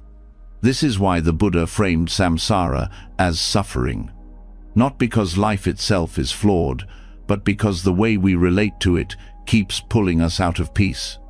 Even in happiness, there's tension, a need to hold it, a fear of losing it, a compulsion to recreate it. Pleasure never feels complete because the moment it arises, the mind begins to plan its return. And in that planning, rest is lost. Look closely and you'll see this everywhere. The way you check your phone for no reason, the way you reach for stimulation when silence gets too loud, the way you construct identities, goals, relationships not from love, but from lack. Samsara is the addiction to self-construction, not just desire for things, but desire for being something. Someone, important, safe, admired, in control. Addiction doesn't always involve substances. Sometimes it looks like productivity, or self-improvement, or spiritual seeking. Anything that promises relief while keeping you dependent is part of the cycle. The object shifts pleasure, attention, status, but the function remains the same. Chase, grasp, repeat. And like addiction, samsara feeds on ignorance. You don't see the loop because you're inside it. You think the discomfort means you need more love, more clarity, more change when, in truth, the discomfort is pointing to the craving itself. Not the absence of peace, but the refusal to stop reaching for it. The mind becomes conditioned to movement. It mistakes momentum for meaning. Stillness feels foreign, even threatening. So it spins stories, replays the past, projects into the future, all to avoid the rawness of now. This is not a fault, it's a habit, a deeply wired one. But it can be unlearned. The first step is recognizing the loop, not just intellectually, but in direct experience. You feel a pleasant sensation, and the mind wants more. You feel an unpleasant one, and the mind wants out. Every reaction becomes a breadcrumb, leading you back to the core pattern: grasping, avoiding, becoming. To step out, you don't need to renounce the world. You need to renounce the fantasy that anything in the world can complete you, that any version of you is final, that any state, once achieved, will be safe forever. These beliefs keep samsara spinning. Letting them go doesn't mean apathy, it means freedom. Freedom from needing every feeling to last. Freedom from turning discomfort into identity. Freedom from the idea that your worth is tied to performance. This is what it means to break the addiction. Not to stop feeling, but to stop feeding. This takes honesty. You have to look at the subtle payoffs, the hidden satisfactions of your suffering, the self-pity that brings comfort, the drama that provides meaning, the craving that makes you feel alive, even if it burns. Samsara survives because part of you keeps choosing it. That choice is not wrong, it's unconscious. But the moment it becomes conscious, change becomes possible. When you see clearly that the loop doesn't satisfy, even when it delivers, you stop glorifying its rewards. You start turning towards stillness not as an escape, but as a return. You remember what it feels like to not need anything. And in that memory, something begins to heal. Healing doesn't mean pleasure, it means integration. Feeling what arises without chasing or resisting it. Being with discomfort without needing to name it. That's what breaks the loop. Not a sudden enlightenment, but the slow, steady work of not abandoning the moment. This work shows up in daily choices, choosing presence over distraction, silence over reaction, truth over comfort. Not because it's easy, but because samsara never gives you what it promises. Even when it delivers pleasure, it takes peace.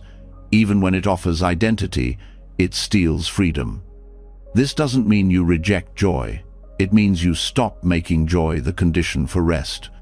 You start resting in what's here, and what's here might be boring, or painful, or uncertain, but it's real, and reality is the only place freedom lives. In time, you begin to see that the cycle feeds itself. Craving produces action. Action produces identity. Identity produces more craving. The only way out is to stop believing that identity must be constant. When you let identity shift, soften, even dissolve, samsara starts to lose its grip. This doesn't mean you stop functioning. You still feel, still work, still connect. But you do it from presence, not need. You speak not to control, but to express. You act not to become someone, but to respond to what's needed. This kind of action is clean. It leaves no residue. It doesn't feed the loop. The more you live from this space, the more the cycle weakens. Old triggers still arise, but they lose their urgency. Desires still visit, but they no longer command. The addiction starts to fade, not by force, but by understanding. You begin to trust stillness, not because it guarantees safety, but because it reflects what you already are: awake, aware, complete. Samsara ends not through escape, but through direct presence, through refusing to leave this moment for a better one, through ending the search, not because there's nothing to find, but because nothing was missing. And in this ending, life doesn't become dull, it becomes intimate. You no longer chase experience, you meet it. You no longer wait for freedom, you embody it. That is the way out, not up, not around, but through. Once you begin stepping out of the loop of compulsive becoming, life stops revolving around craving. The noise begins to thin out. But quiet doesn't mean weakness. Presence doesn't mean passivity. In fact, something unexpected starts to arise, a kind of strength that doesn't seek control, but clarity. A sharpness that doesn't come from ego, but from understanding. What begins to awaken is the energy we rarely speak of in spiritual contexts. Anger. Not the kind that destroys, the kind that sees, the kind that burns through illusion. This is sacred anger. Not rage, not reactivity, but the deep force of compassion that refuses to tolerate harm. It's the fire that comes from a clear heart, not a bruised one. It is fierce, but it is not violent.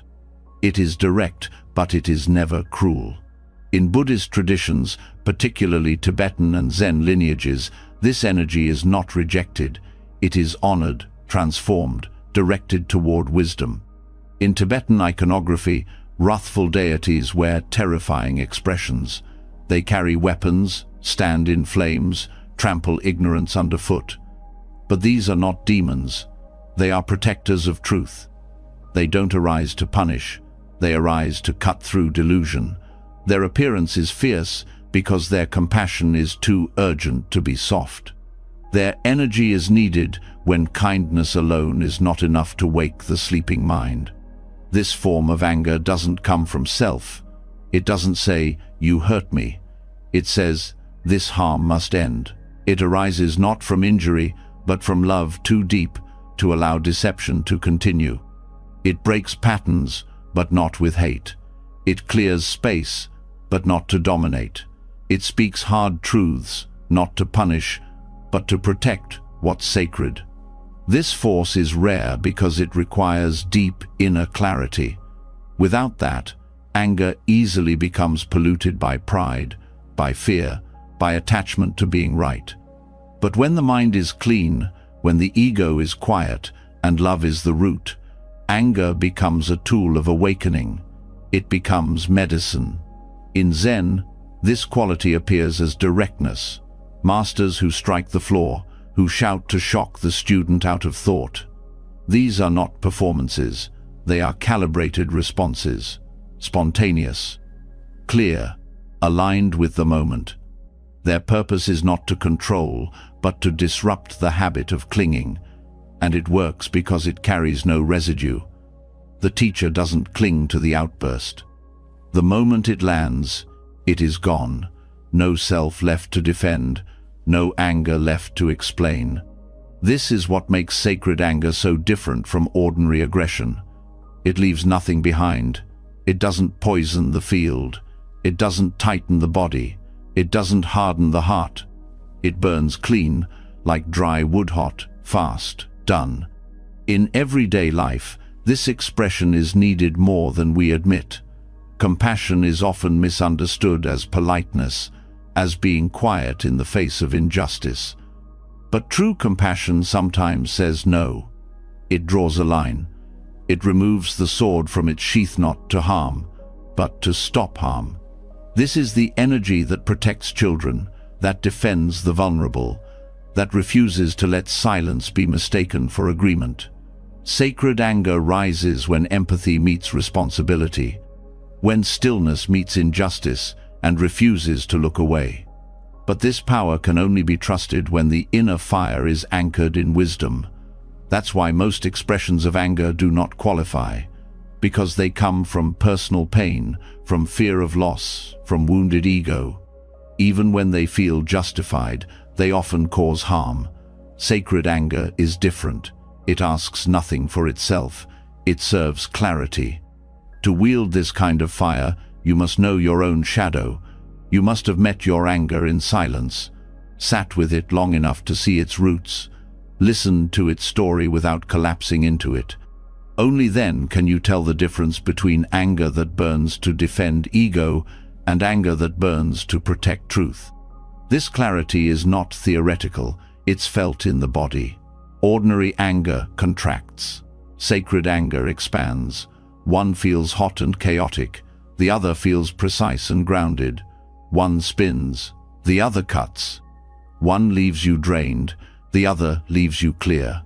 Because sacred anger is not reactive, it's responsive. It waits, it listens, it speaks only when silence no longer serves. And when it speaks, it doesn't shout to silence others. It speaks so others might finally hear. The ethical foundation of this energy is non-harming. Ahimsa. It is never about punishment, it is always about protection. Even when the words are strong, even when the stance is firm, the intention is never to destroy. It is to restore balance, to reveal truth, to stop cycles of harm that softer speech could not reach. This form of anger also includes grief. It knows how much has been lost. It doesn't deny pain. It carries the weight of what has been broken, but it doesn't collapse. It rises because it must. Because silence would be a form of betrayal.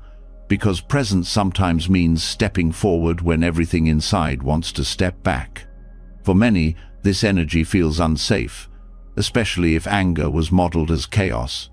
But sacred anger is never out of control. It's not yelling in the kitchen. It's not shaming people online. It's not bitterness dressed up as activism. Sacred anger has no interest in victory, only in truth.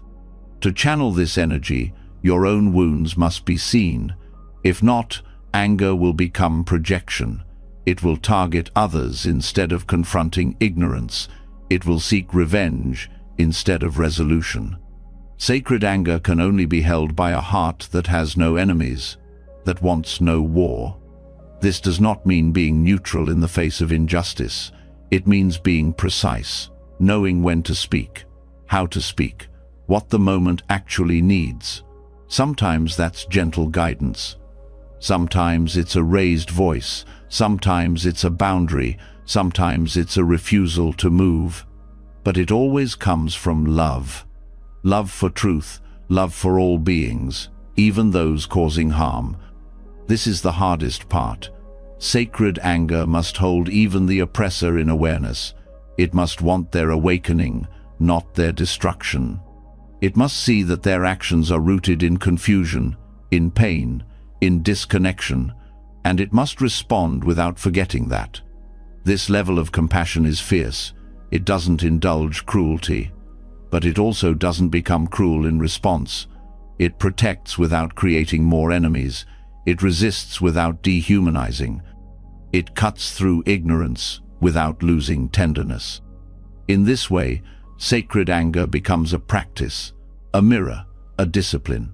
It asks you to stay awake when everything in you wants to lash out. It asks you to check your motives, your tone, your impact. And it gives you the courage to speak when silence would cost too much. You learn when fire is needed and when it's not. You learn how to walk into the heat without burning others. You learn how to burn without leaving scars. And most of all, you learn how to stop fearing your power, to stop mistaking gentleness for goodness, to stop confusing suppression with peace. Peace is not passive. It is rooted, alert, capable of fierce clarity when the moment calls for it. This is what wrathful compassion teaches, that sometimes love must roar, but it roars not to destroy. It roars to wake us up. When fierce compassion settles, when the fire has spoken and the noise has cleared, what remains is not just stillness, it's exposure. There's nothing left to blame, nothing left to fight. No enemy outside, no injustice to resist in this moment. And it's here, in this quiet after the storm, that something subtler begins to appear. A voice that doesn't shout. It whispers. A gentle craving, not for pleasure or power, but for progress, for spiritual validation, for improvement, for being more enlightened than before. This craving wears soft clothes. It speaks with soothing words, but it's no different from any other form of ego. It's the self, remade in spiritual terms.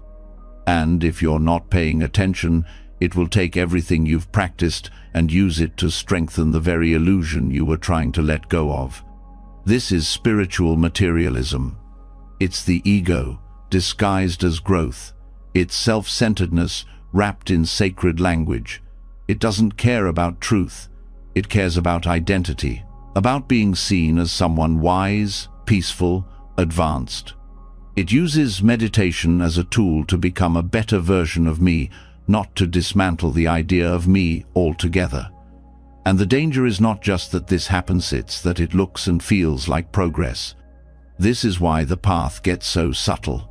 At some point, it's not your suffering that traps you, it's your idea of awakening. It's not the obvious craving that misleads you. It's the refined hunger to be free of craving that becomes its own form of clinging.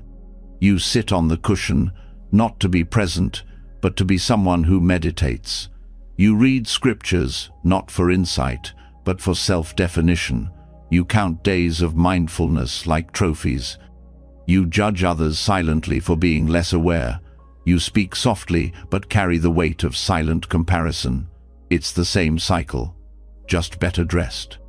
This illusion of progress is particularly strong in cultures that equate growth with accumulation.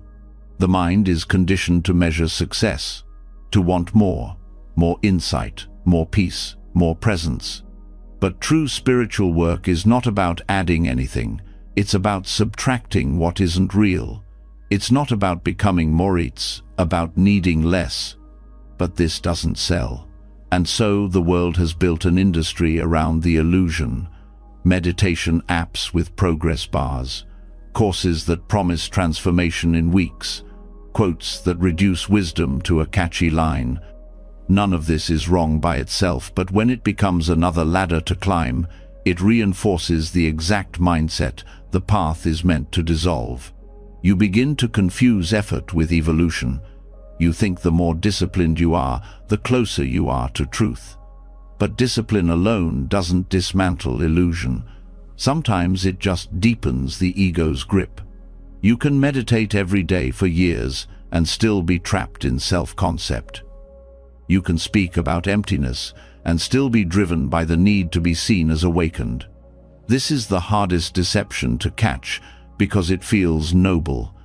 You're not chasing fame or money, you're chasing freedom. But if that freedom is still defined by the image you have of yourself, it's just another version of imprisonment. And no amount of spiritual vocabulary will set you free from something you're secretly feeding. So what to do? First, slow down. Not just your body. Slow down the movement inside you that seeks to arrive somewhere, that wants to be done, that wants a certificate, even if it's invisible. That subtle pressure is the ego's last defense. It doesn't want to disappear, so it reinvents itself as the one doing the work. The only response is honesty, not judgment, not shame, just clear seeing, noticing when your spiritual identity gets activated, noticing when your words serve image more than truth, noticing when you are performing awareness instead of living it. These aren't mistakes, they are turning points. If you see them clearly, they lose their power. You begin to ask deeper questions, not, am I improving? But, am I being honest? Not, how far along am I? But, what am I still trying to protect? Progress stops being the goal. Presence becomes enough. You don't need to feel awakened. You just need to stop pretending. Pretending doesn't always mean lying. Sometimes it means avoiding the parts of you that still hurt, that still cling, that still ache for validation. You hide these behind perfect posture, calm voice, and a collection of insights. But truth doesn't care about your image. It waits for your sincerity. This is where the real path begins again, in the unglamorous space where humility grows, where you admit that all your understanding hasn't yet ended your grasping, that all your language hasn't yet ended your judgment, that all your spiritual moments haven't ended the subtle wish to be someone better than others. But you don't hate yourself for it. You bow to it. You see it clearly and smile, not because it's gone, but because it's no longer hiding. You don't need to be perfect. You need to be transparent. And transparency begins when progress stops being the goal. This doesn't mean giving up on practice. It means letting practice become quiet, letting it become a mirror, not a project. A path that strips you down, not builds you up. A way of being that softens, rather than sharpens, your sense of self. You start asking, what part of me still wants to be special? What part of me still needs to feel ahead? What would happen if I let that dissolve? These questions sting, but they also heal, because they open a door that effort can't find. A door that leads not to more progress, but to freedom from needing progress. You stop measuring. You stop comparing. You stop using others as mirrors for your worth. The urge to show, to teach, to be seen fades not because it's bad, but because it no longer makes sense. You don't need to be seen as awakened. You need to awaken from the need to be seen. And in that letting go, something real returns. Not a version of yourself, not a performance, but presence. Humble, quiet, full. This is not the end of practice. It's the beginning of practice without pretense. Practice without the hunger for outcome. It becomes about listening, not achieving. About aligning with truth, not upgrading your identity. Spiritual materialism can't survive in this space because there's nothing left to sell. No self to decorate, no progress to display. Just awareness, meeting life directly, meeting pain without story, meeting joy without needing it to stay, meeting others without needing them to reflect anything back. This is where peace becomes real, not because everything is resolved, but because the need to resolve disappears. You don't need every answer. You don't need every insight. You don't need to feel enlightened. You just need to stop clinging to the idea of a spiritual self. And once that is gone, what remains is not emptiness in the painful sense. It is freedom. Quiet, whole, enough. Once the illusion of a spiritual identity has been gently dismantled, what's left is raw presence unadorned, honest, and exposed to the world as it is. And in this clarity, something urgent starts to rise. Not personal urgency, collective. The weight of what we've done to each other, to the earth, to future generations.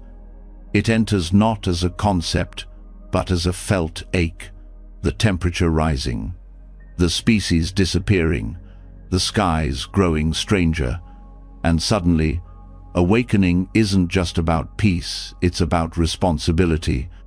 This is where the Dharma meets crisis.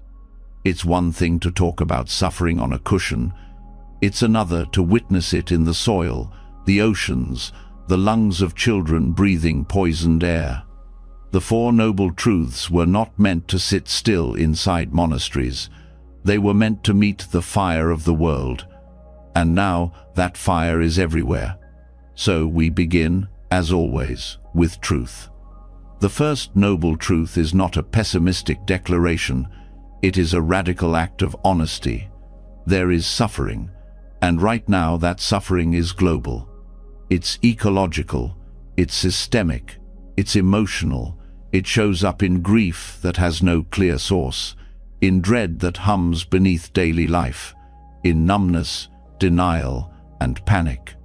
In the helplessness we feel when facing something so vast it seems ungraspable. But turning away doesn't help. Spiritual bypass only deepens the disconnection. When you look clearly, you see it. The earth is sick. The systems we built are unsustainable. The harm is not theoretical. It is physical, and it is already here. The question is not whether we will feel pain, it is how we meet it. This is where the second truth comes in. There is a cause. Suffering doesn't come from nowhere. It arises from craving, from the grasping that says more is always better, from the belief that nature is here to be used, from the stories we tell about endless growth, personal convenience, and disconnection from what supports our life. The climate crisis is not a random catastrophe. It's the result of deep habits of mind greed, denial, short-term thinking. And these habits are not just political or economic, they're personal. The way we consume, the way we numb, the way we stay busy to avoid feeling. The way we make the destruction of the planet someone else's problem. This isn't about blame, it's about seeing clearly how deeply entangled we are in the very systems causing harm. But the Dharma never stops at diagnosis. The third truth is hope or not, blind hope, but grounded hope. If the cause can be understood, it can be let go. Suffering can end, even here, even now. Not by reversing the past, but by shifting the present. By responding instead of reacting. By staying awake in the face of despair and refusing to turn away. The path to that kind of clarity is the fourth truth, the Eightfold Path. And it applies here not as abstraction, but as practical guidance. Right view means seeing the crisis without distortion, not just through headlines, but with the eyes of interdependence. Recognizing that climate change is not just about weather, it's about suffering. It's about lives disrupted, homes lost, cultures erased. It's about people who did the least harm suffering the most. Right view pierces through the illusion that we are separate from what's happening. Right intention means aligning our hearts, letting go of hatred, indifference, and hopelessness, cultivating thoughts of compassion, restraint, and courage. Not because we're perfect, but because we've seen that the alternative, apathy or despair, leads nowhere. Intention is the foundation. It's where every choice begins. Right speech means telling the truth about what's happening. It means not staying silent when silence becomes complicity, but it also means speaking in a way that wakes people up, not shuts them down. It means refusing to fall into blame, even while naming what must change. Words become tools for healing, not weapons for shaming. Right action becomes obvious when presence deepens. It's not about being pure. It's about being accountable. It's about reducing harm where we can. It's about protecting what needs to be protected. It's about interrupting the cycle of consumption, not just by buying differently, but by relating to desire itself with awareness.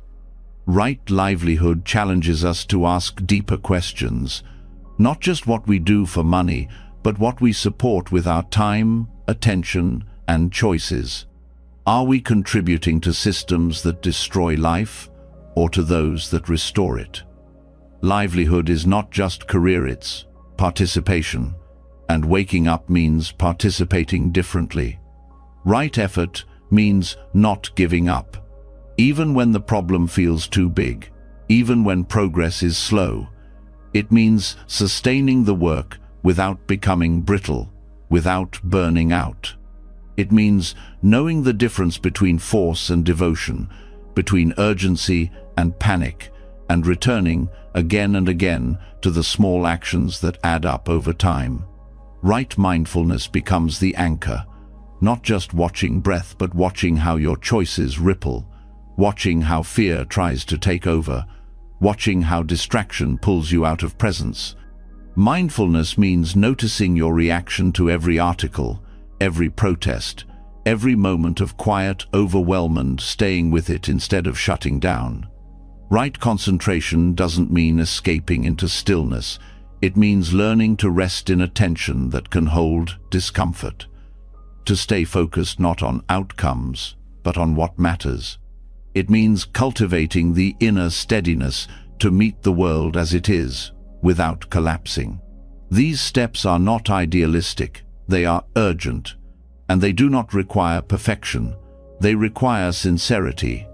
Each one is a tool to return us to presence in the midst of crisis. Each one is a way of living that does not depend on guarantees. Because the truth is, we do not know what will happen, but that does not absolve us from caring. The Dharma is not a path of certainty, it's a path of clarity. You don't act because you know it will succeed. You act because it's the right thing to do, because in doing it, your heart becomes whole even if the world doesn't change fast enough. And it's here that grief becomes sacred. You stop resisting it. You let it move through you.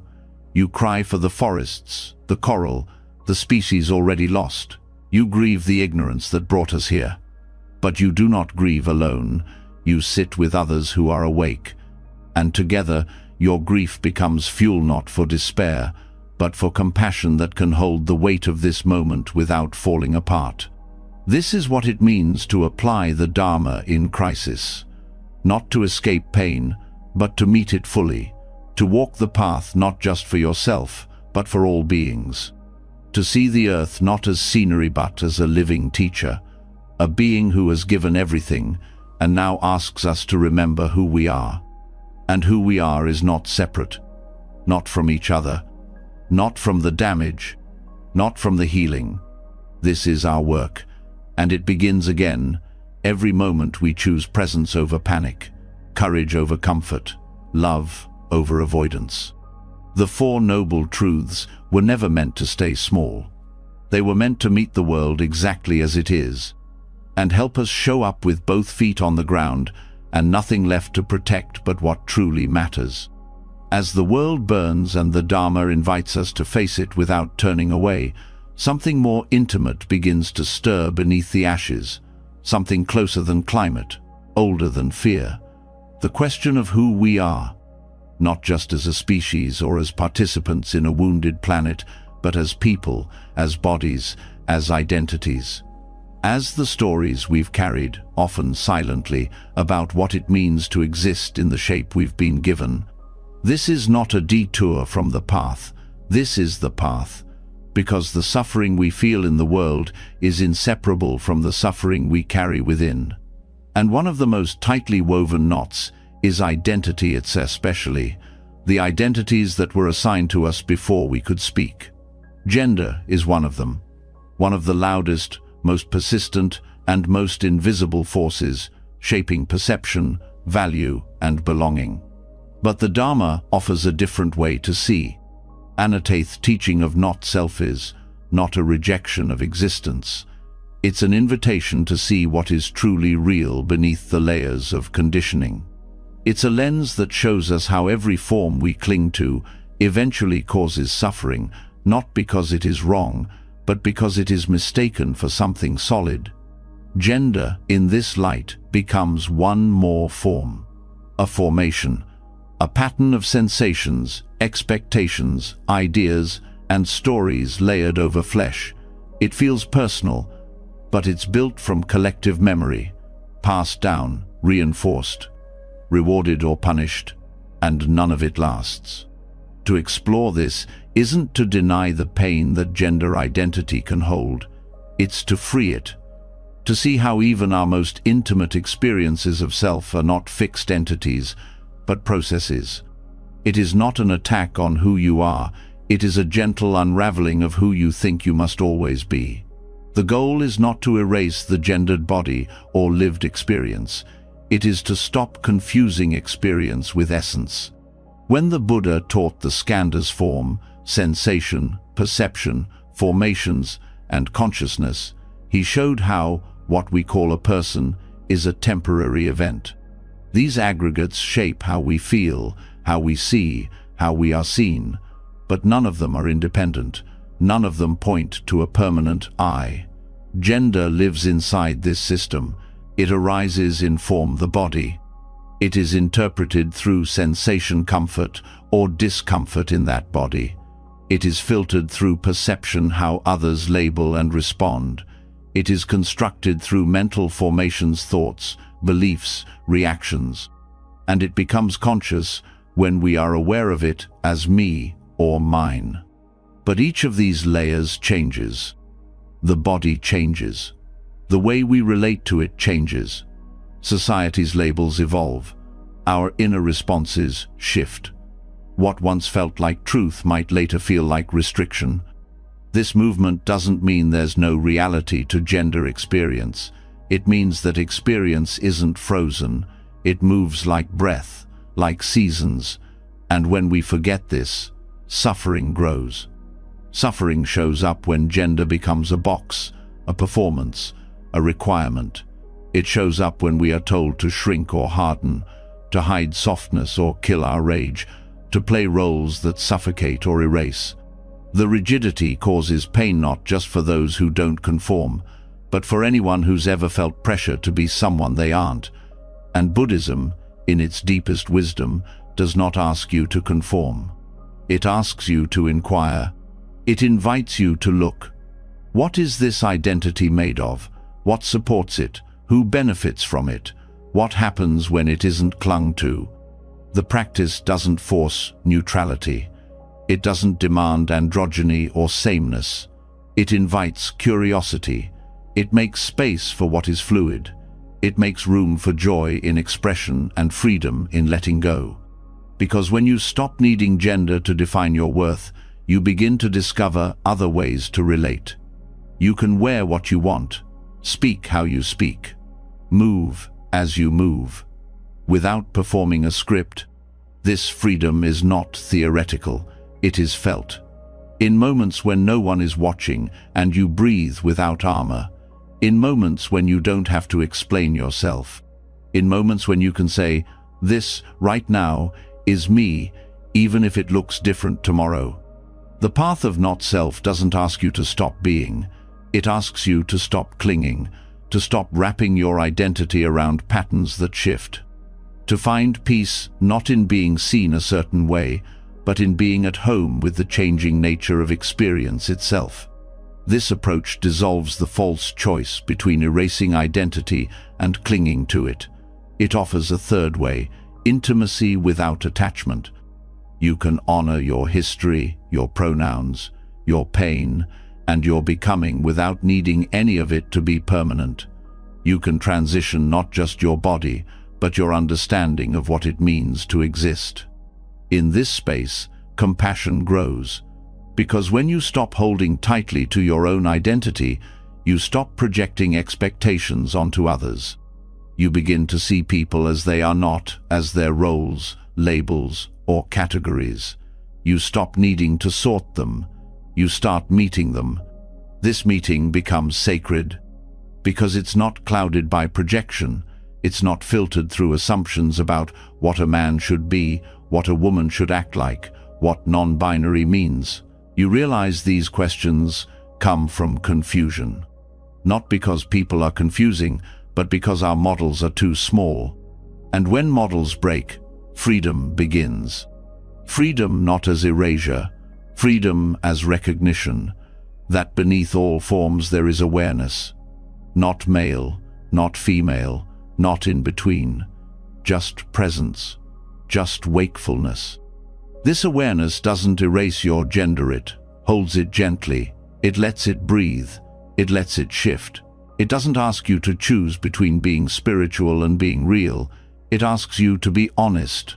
And honesty means saying this: gender can be beautiful, it can be painful, it can be both, and neither, and something else entirely. The Dharma doesn't deny this, it sits with it. It offers tools to work with it. It reminds you that whatever you experience, it is not who you are. You are not your pronouns. You are not your dysphoria. You are not your conformity. You are not your rebellion. You are not the roles placed on you by parents, peers, or systems that never asked what you felt. You are awareness, moving through form, watching each identity arise and fall, learning to love without owning, learning to release without rejecting. In this freedom, everything becomes more human. There is more softness, more breath, more space. You begin to speak less from position and more from presence. You stop needing to defend something that no longer feels like a cage. And the world begins to shift, not because it finally sees you, but because you no longer need it to. You've seen yourself clearly, beyond shape, beyond name. And in that seeing, identity returns not as burden but as offering, a way to relate, a way to serve, a way to express, not to prove. This is what it means to transcend without denying, to be fully here and also free. This is where the path continues, not beyond gender, but through it, with eyes open, with heart soft, with ego quiet, just presence, just the breath, just now. When identity softens and the need to define yourself fades into presence, something ancient remains, waiting, beneath all roles, beyond gender.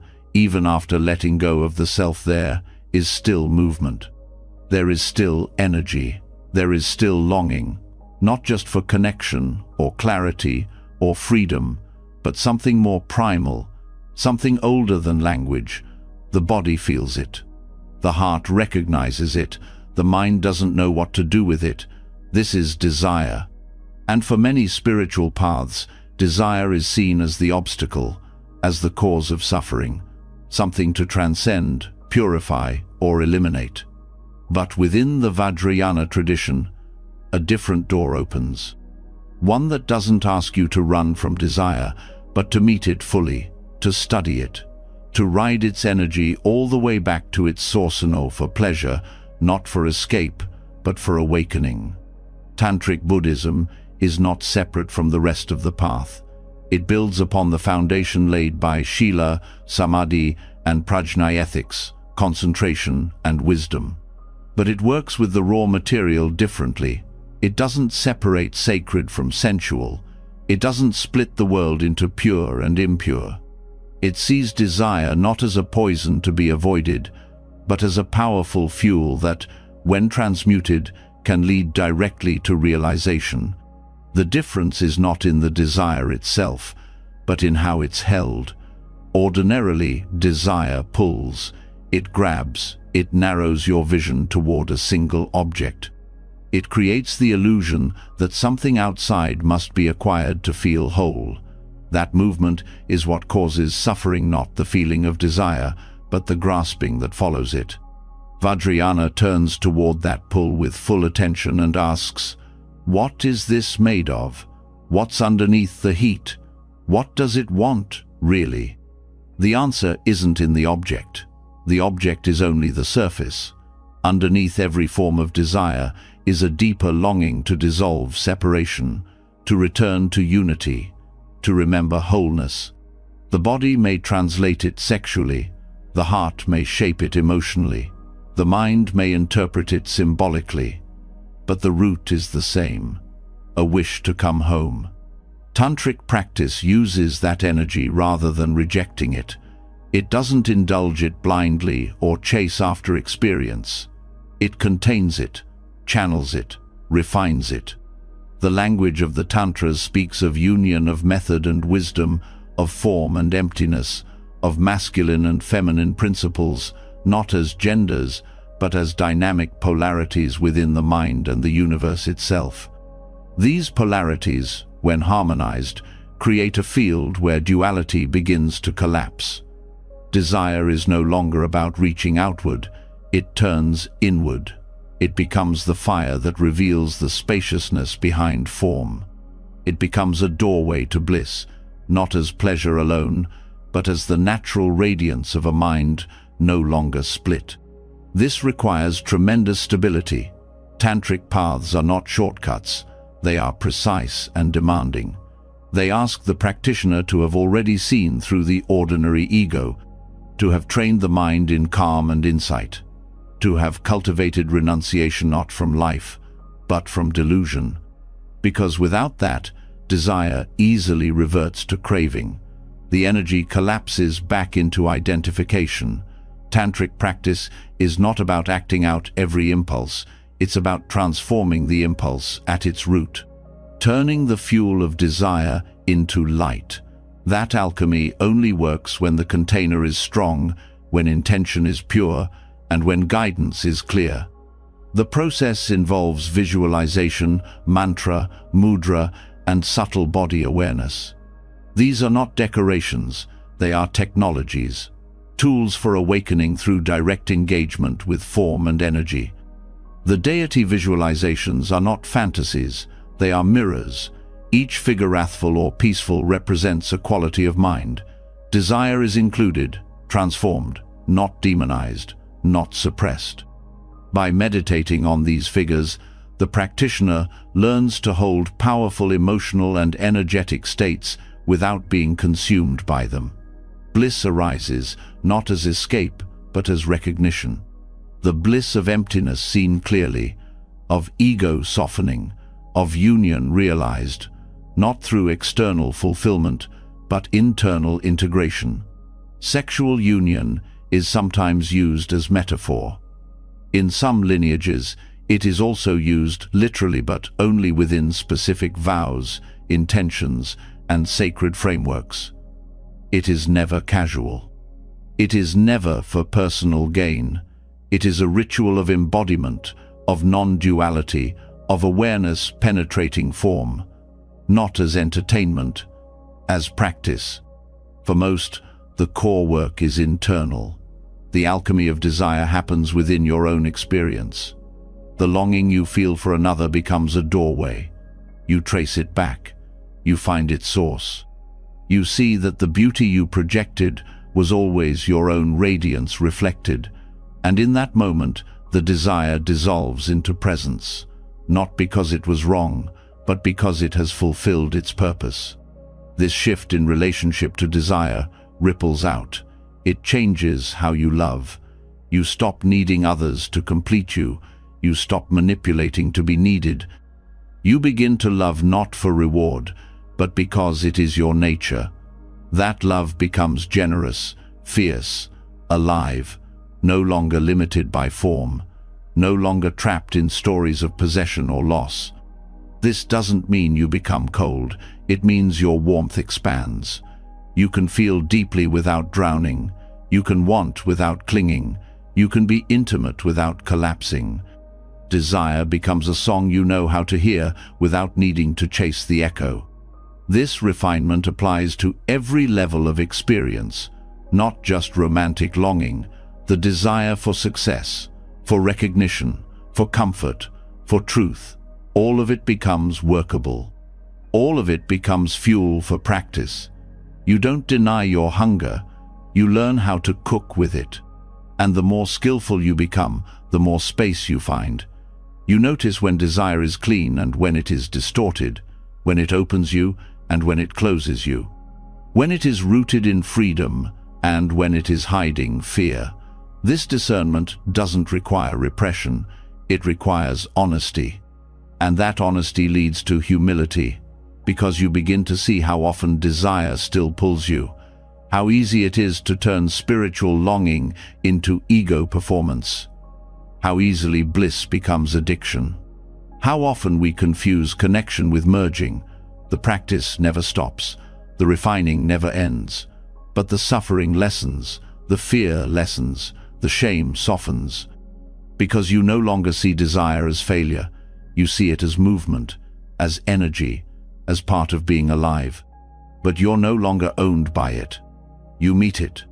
You bow to it. You walk with it until it points back to its origin, which is always stillness, which is always awareness, which is always here. After walking through the transformation of desire, something deeper is revealed, not through effort, but through tenderness. You begin to notice that the journey, no matter how solitary it feels, is never truly walked alone. Even in silence, there have been voices. Even in stillness, there have been eyes that reflected your truth back to you when you forgot how to see it. Awakening is not just shaped by the teachings you receive or the meditations you complete. It is also shaped by those who walk beside you, not to lead, not to follow, but to stay close enough that presence becomes shared. This is the heart of Kalyana Mitta friendship. This kind of friendship is not built on convenience or similarity. It is not measured by time spent or interests shared. It is grounded in clarity, integrity, and mutual commitment to the path of truth. It is not about fixing one another, but about holding space for what is real to emerge. These are the relationships that do not turn away when your mask slips. They don't need you to perform being awakened. They stay when you're raw, when you're confused, when you're in doubt, because they see beyond the roles and into your potential. A noble friend reflects back not who you think you are, but who you are beneath the story. They remind you, without effort, of what matters most. Their presence doesn't distract you from the path, it deepens it. They challenge you without superiority. They listen without needing to rescue. Their wisdom doesn't overpower, it invites your own. The Buddha himself said that noble friendship is not half the path, it is the whole of it. Because isolation breeds distortion. Without the mirror of another, it's easy to get lost in your own projections. The ego is clever, and the spiritual ego even more so. A noble friend doesn't let you stay hidden. They call you back, gently, firmly, with love rooted in awareness. These relationships are rare not because people don't care, but because few are willing to stay honest. Noble friendship requires mutual vulnerability. You can't hide behind your insights. You can't posture your practice. There has to be room for failure, for confusion, for not knowing. And in that openness, something sacred grows, a kind of intimacy, not based on need, but on shared dedication to waking up. Such a connection helps dissolve the illusion of separation. In a world that glorifies independence, noble friendship honors interdependence. It recognizes that awakening is not self-centered. It is relational. It unfolds more deeply in connection, where the habits of the self are softened through compassion and truth. These friendships are not without friction, but even conflict becomes practice. You don't walk away because it's hard. You lean in because something larger than comfort is being served. A noble friend doesn't flatter your delusion. They won't let you drift into stories that serve ego. But they also don't shame you. They see your confusion and still believe in your clarity. This kind of companionship brings accountability without control. It helps you track your blind spots. Not because someone is correcting you, but because they live with eyes open. And their presence reminds you to do the same. You begin to want truth more than comfort, not because it's easy, but because it's shared. There's a kind of refuge in this, not escape, not dependency, but a shared field where growth is possible. When practice feels dry, a noble friend rekindles sincerity not by pushing you, but by showing up. They make presence contagious. Their steadiness reminds you that you can return to your breath, even when you've drifted. And you offer the same in return. This is not always through words. Sometimes it's the way you sit together, the silence between you that holds no judgment. The way they don't need you to be better, but they also won't let you be less than who you are. That balance of love and truth, of closeness and clarity is what gives this friendship its power. It doesn't cling, it doesn't possess, it liberates. In times of despair, a noble friend doesn't give you answers. They hold your suffering with you. They remind you that even this pain can be met with awareness. They don't try to speed up your process. They honor it. They trust your unfolding, even when you don't. And that trust heals. Because so much of the inner wound is the belief that no one sees us fully and stays. Noble friendship disproves that. It says, I see you and I'm still here. That presence becomes a living teaching. More than any book, more than any concept, it is the Dharma embodied. This also changes how you show up for others. You stop trying to fix people. You stop needing to be the one with answers. You become more available, not to perform wisdom, but to be real. To be quiet when needed. To listen deeply. To reflect gently. To serve not from ego, but from presence.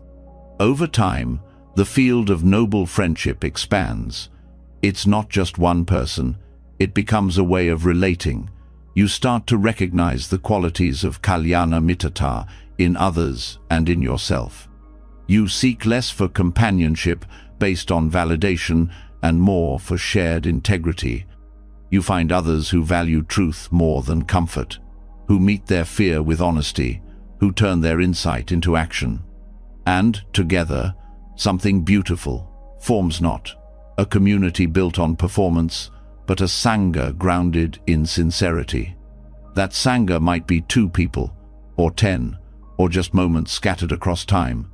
It's not about quantity, it's about quality. It's about showing up for each other with full presence and soft ego. It's about being mirrors, not projections, refuge, not escape. This kind of friendship doesn't guarantee easy progress. It guarantees deeper seeing. And deeper seeing is what leads to freedom. Because in the end, what we most need is not to be taught, but to be seen, to be known, and to be reminded of the clarity we keep forgetting is already within us. Noble friendship does that. It calls us home. It keeps us honest. And in its quiet, unwavering presence it awakens. When presence is shared through noble friendship, something remarkable starts to unfold. A deeper stability takes root, not built on self-assurance, but on trust in awareness itself. You begin to see more clearly, not just during waking life, but in the spaces that surround it. Not just in thoughts or conversations, but in sleep, in death, and in the subtle moments in between. You realize the mind does not disappear when the body rests. It continues, and what you do with those unseen hours matters. Tibetan Buddhism recognizes sleep and dream as more than biological functions. They are fields of practice. They are entry points into the Bardoth, transitional states between life, death, and rebirth. And training the mind within dreams, through a practice known as Milam or dream yoga, is not fantasy, it is preparation, not only for death, but for awakening. This training begins by recognizing that sleep does not end consciousness, it changes its shape. In dreams, the usual rules loosen. The mind becomes more flexible, the habits are more obvious. Reactions are quicker, but so is transformation. Because there's less density, the potential for awareness is greater if you can remember to stay present. Lucid dreaming is not a goal in itself. It is a tool. It teaches the mind to recognize illusion as illusion. When you realize you are dreaming, something profound happens. You see that what appeared solid is not. You wake up within the dream, not outside it. And that experience mirrors the deeper path waking up within life, not waiting for something after. In Tibetan tradition, this skill is trained carefully. It begins with intention. Before sleep, you set the mind. You remind yourself, I will recognize the dream. You review your day and identify dreamlike moments. You start to question experience gently, not with suspicion, but with curiosity. Is this real? Becomes a mantra not of doubt, but of awareness. The more this habit takes root, the thinner the veil becomes. Dreams start to shift. You catch yourself mid-scene and remember, this is not waking life. And in that moment, you gain choice. You are no longer swept away by the dream. You become the witness, the participant, the transformer. This has profound implications, not just because dreams can be reshaped, but because emotions can be met differently. Fear arises in a dream, and instead of running, you stay, you examine it, you respond. You practice compassion in the face of danger. You test forgiveness, not just as a theory, but in real time. These trainings imprint the mind. The deeper purpose is not control, it is freedom. The more you train in the dream state, the more you prepare for the moment of death, when the body dissolves and the mind enters the bardo. That in-between space is said to be filled with projections, intense lights, sounds, and forms. Without training, these can be overwhelming. The consciousness grasps. It panics. It clings to identity, and that grasping shapes what comes next. But with practice, the mind recognizes. This too is a projection. The practitioner remembers even there, this is mind, this is movement. I do not need to fear. That recognition is liberation. It's not about escaping the bardo, it's about waking up inside it. And in that waking, choice becomes possible. Dream yoga is not separate from daytime practice. The clarity cultivated in meditation strengthens awareness in dreams. The mindfulness brought to walking, eating, listening it all carries over. Every moment of presence strengthens the thread, and that thread becomes the bridge between waking and sleeping, between life and death. The Tibetan view does not stop with personal benefit. Lucid dreaming is also a path of compassion. In the dream state, you can visualize helping others, you can send healing, you can practice generosity. These actions leave impressions in the mind stream. They shape intention. They deepen the quality of your presence when you return to waking life. Because ultimately, dream and waking are not two different realities. They are two expressions of the same mind. What makes them different is your level of attachment. In waking life, the illusion is thicker. The consequences feel heavier, but the fundamental truth is the same. Form is fluid. Identity is constructed. Experience is impermanent. Training in Milam reveals this directly, not through belief, but through experience. You come to see the unreliability of appearances, and instead of becoming cynical, you become kind. When you know everything is dreamlike, you stop clinging, you stop fearing, you become more able to respond with clarity and compassion. This path requires discipline. It is not about escaping into fantasy. It demands honesty, stability, and the courage to see even the uncomfortable dreams clearly. Because just like in waking life, dreams will show you your attachments. They will reveal your fears. And this is not a mistake, it is material for practice. Over time, a deeper shift occurs. You stop dividing your life into sacred and ordinary, real and unreal. You see that training the mind is possible everywhere, in meditation, in conversation, in grief, in joy, in sleep, in death. Every moment becomes workable. Every state becomes a mirror. Milam is not about control. It is about presence, about learning to meet each moment, even the strange and shifting ones, with clarity. About remembering yourself not as the character in the dream, but as the awareness in which all dreams arise. And when this recognition deepens, you carry it everywhere. Waking life becomes more spacious, emotions become more transparent, death becomes less frightening, and dreams, once forgotten or dismissed, become teachers, not as entertainment but as invitations to return, again and again, to the only thing that does not come and go. Awareness, awake within the dream, awake within the world, awake within yourself. After learning to navigate the space between sleep and death with lucid awareness, something gentler begins to emerge, less sharp, less defined, but no less powerful. A quality not grounded in effort or control, but in a quiet, unwavering depth. A presence that does not demand recognition, yet transforms everything it touches.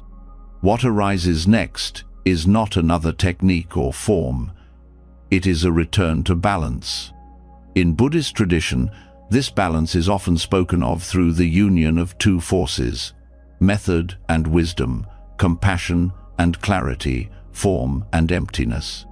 While method often appears in masculine form embodied in action, structure, movement, it is wisdom that represents the feminine, not gendered in a human sense, but energetically, symbolically, and spiritually.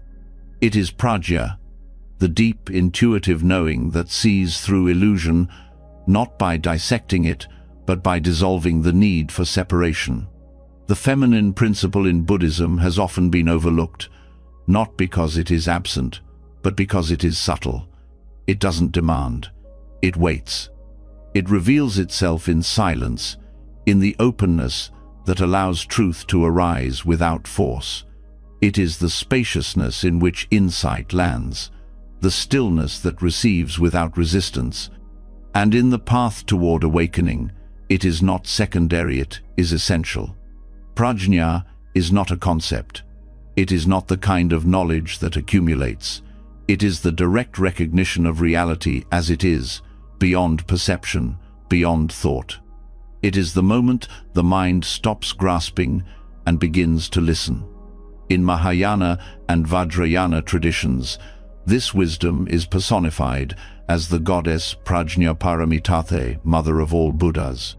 Not because she gives birth biologically, but because all enlightened qualities arise from her nature, from emptiness, from the ground of being that does not divide or name. This principle challenges the usual ideas of power. Power, in conventional terms, is about direction, dominance, action. But the feminine principle introduces a different kind of strength. The strength to yield without collapsing, the ability to hold without controlling, the capacity to allow without becoming passive. It is not submission, it is surrender to reality, not as defeat, but as trust. That trust is not blind, it is fierce. It allows what is real to emerge, not what is expected. It does not mold insight, it listens for it. It does not chase attainment, it waits for ripening. This is why, in many tantric texts, the union of wisdom and method is visualized as a male deity joined with a female consort knot as symbolism of sexuality, but as a map of inner integration. Without wisdom, method becomes rigid. Without method, wisdom floats unanchored. Together they awaken. This also reshapes how we view progress. In traditions conditioned by goal setting and linear advancement, the path can become another form of control. But prajna reminds us that awakening is not achieved. It is uncovered. The feminine principle is not a tool to get somewhere. It is the field in which everything becomes visible. In that field, the sharp edges of ego soften, not because they are attacked, but because they are no longer necessary. In practice, this means listening more, rushing less, noticing what arises when we stop needing to be right, fast, or impressive. It means respecting the body's wisdom, trusting the intelligence of emotion, giving space to intuition that doesn't come with data, but with resonance. It means knowing when to act and when to wait, when to speak and when to let silence carry the truth better than words ever could. The feminine principle is often misunderstood as weakness, especially in systems built around domination. But in Buddhism, this principle is the deepest form of clarity. It doesn't dominate delusion. It reveals it. It doesn't force realization.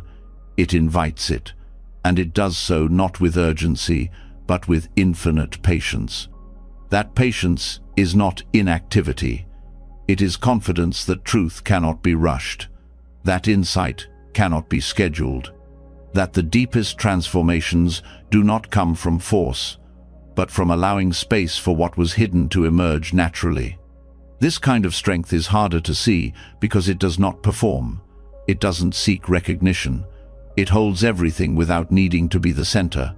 It is the backdrop against which all forms arise. In this way, it mirrors the nature of emptiness itself. Emptiness is not nihilism. It is the potential for anything to be born. It is the womb of all experience and the resting place of all grasping. The more one practices, the more this quality becomes familiar. It shows up in the gaps between thoughts, in the breath that doesn't need to be manipulated, in the gaze that doesn't judge. It appears in the courage to stay present with discomfort without fixing it, in the maturity that lets go of control and meets life with open hands. This also influences how we relate to others. The feminine principle encourages inclusion, not division, dialogue, not dominance, care, not conquest. It holds space for multiple truths. It values relationship over hierarchy. It listens longer before speaking. It allows the heart to guide, not just the intellect. And this changes how Dharma is shared. Teaching becomes less about instruction, more about transmission. Presence speaks louder than method. Listening becomes more transformative than explaining. Teachers who embody this principle often feel less like authorities and more like companions. They don't lead with certainty. They walk with you through uncertainty. The reverence for this principle is found in many places throughout Buddhist texts, even when not named directly. The Buddha called wisdom the highest perfection. He called it the mother of liberation. In the Heart Sutra, we hear that form is emptiness, and emptiness is form. This is not theory. It is the voice of prajna, speaking across centuries, telling us that what we cling to is not fixed, that what we fear may be the doorway to freedom, that what we seek has always been here quiet, receptive, waiting. As practitioners, cultivating this means softening the need to know and strengthening the ability to rest in not knowing. It means making room for depth instead of display. It means turning away from power over and returning to power with, not abandoning structure, but no longer being ruled by it. This is especially important now, in a time of noise, urgency, and surface-level performance. The feminine principle offers refuge, not in escape, but in depth, not in fragility, but in rootedness. It asks us to pause, to listen, to allow what is true to rise without shaping it too quickly. It's not a rejection of the active path, it is the balancing of it. It is the resting in ground before stepping into action. It is the knowing that comes before words, the holding that makes growth possible. And it reminds us that liberation is not a race. It is a return, a remembering, a release. Strength here is measured by presence. Wisdom here is silent before it speaks. Awakening here is not a trophy but a dissolving into what was always holding us. As the feminine principle invites us to soften, to listen, and to return to a more integrated way of being, it also reveals something else: how far we have drifted from that center in the world we live in every day. Not in temples or retreats, but in the space where most of us now spend countless hours, the digital realm. While our practice may begin in silence, our habits often end in noise. And the digital world fast, reactive anonymosis, where the teachings of non-harm are needed most. Ahimsa, the principle of non-violence, is not just about refraining from physical harm. It is about cultivating a way of being that avoids causing suffering in thought, word, and deed. It is as much about restraint as it is about intention. In the digital age, where communication is instant and attention is currency, practicing ahimsa takes on new urgency and complexity. Online spaces are saturated with judgment. Opinions dominate, nuance fades, and the speed of response often outweighs the depth of reflection. What might begin as curiosity quickly devolves into argument. What starts as expression often becomes performance. This environment challenges mindfulness, not because technology is inherently harmful, but because our conditioning adapts to its pace and values. To practice non-harm here means resisting the pull toward aggression disguised as righteousness. It means recognizing when a comment, even if factually correct, is delivered with the intent to belittle. It means stepping back when the desire to correct is driven by ego rather than care. The first layer of harm in digital life is verbal violence as sarcasm, mockery, dismissiveness. These are often normalized online, but they leave marks. They contribute to a culture of fear and reactivity, not of learning. Non-harm also applies to what we consume. In the attention economy, every click is a vote. What we engage with, we amplify. What we share, we normalize.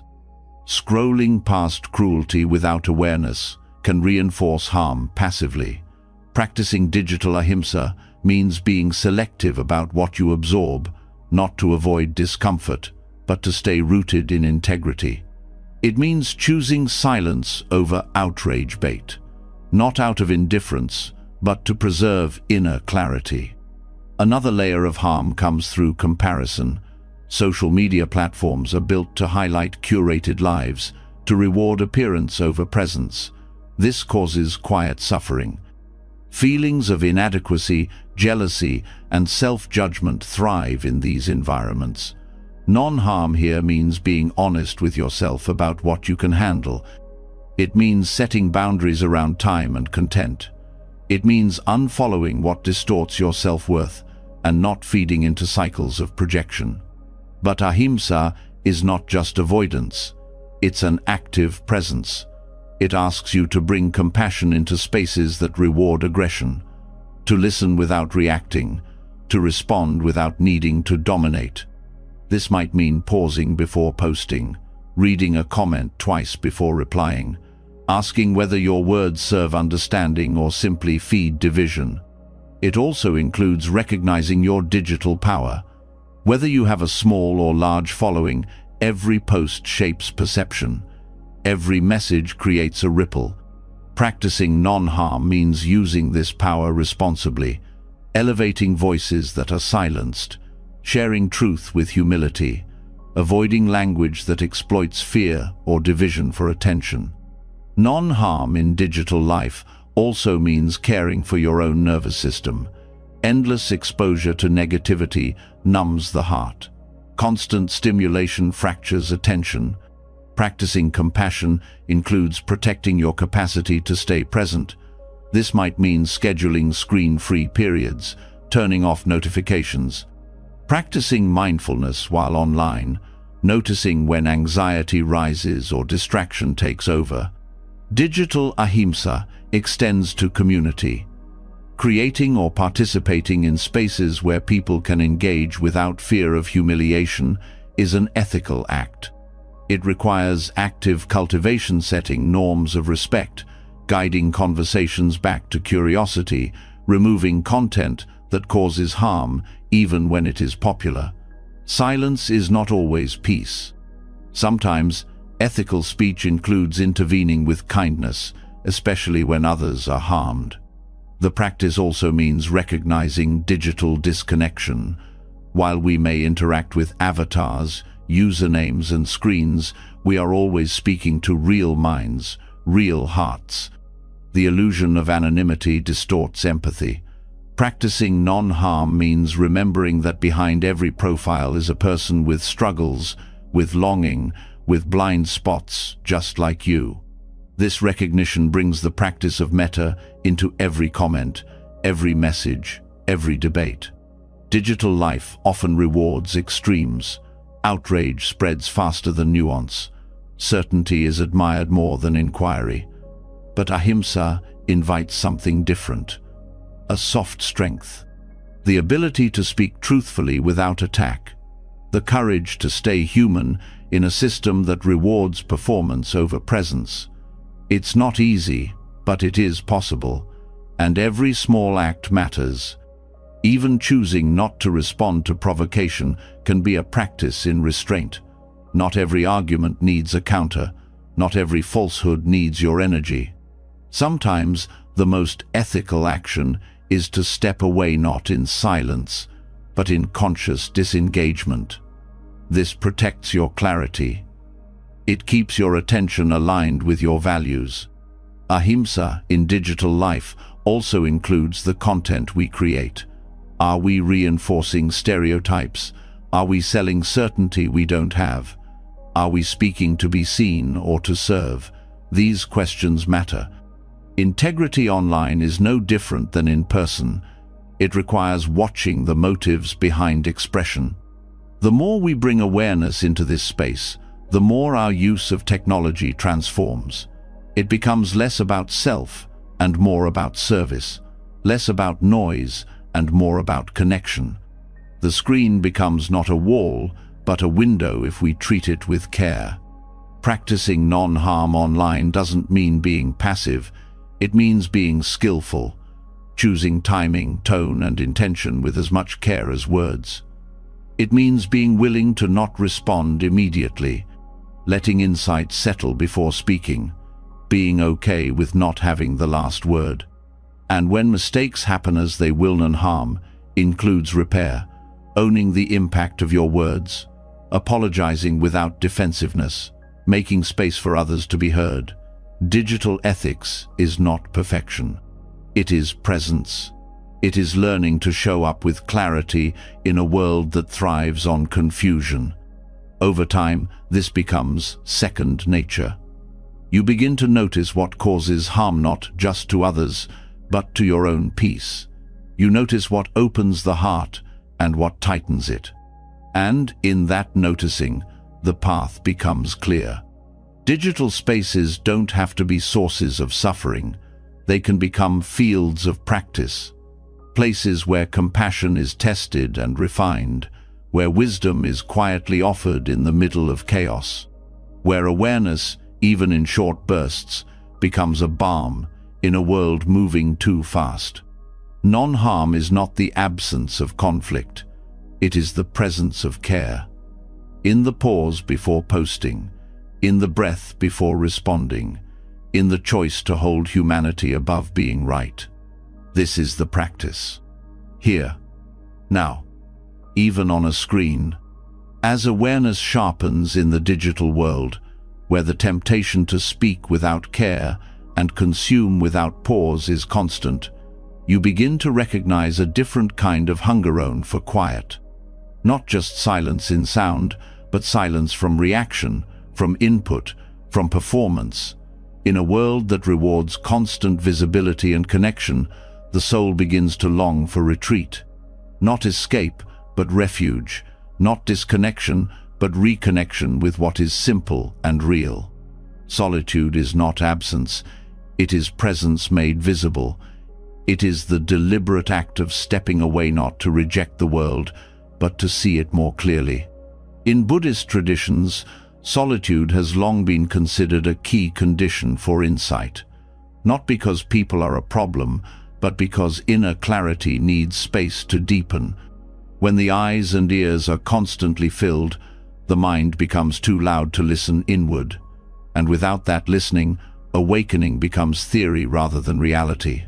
Monastic life is built around this understanding.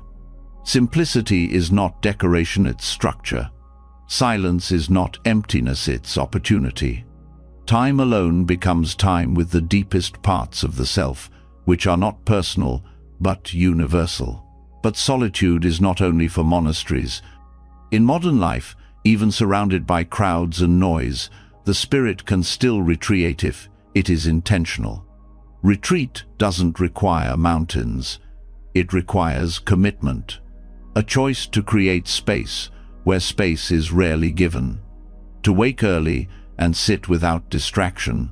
To walk slowly while the city rushes. To protect small windows of quiet like sacred ground. These acts, when practiced consistently, begin to mimic the environment that supports deep transformation. Urban chaos is not a barrier. It is the condition in which solitude becomes even more meaningful. In noise, quiet reveals its depth. In movement, stillness becomes powerful. You are not waiting for a perfect moment. You are choosing it here, exactly as it is. This choice begins with boundaries. Saying no to unnecessary conversations, putting your phone on silent, turning down an invitation not out of avoidance, but devotion to something deeper. These small decisions build a structure. That structure becomes a container for awareness to expand. Solitude, practiced well, does not isolate.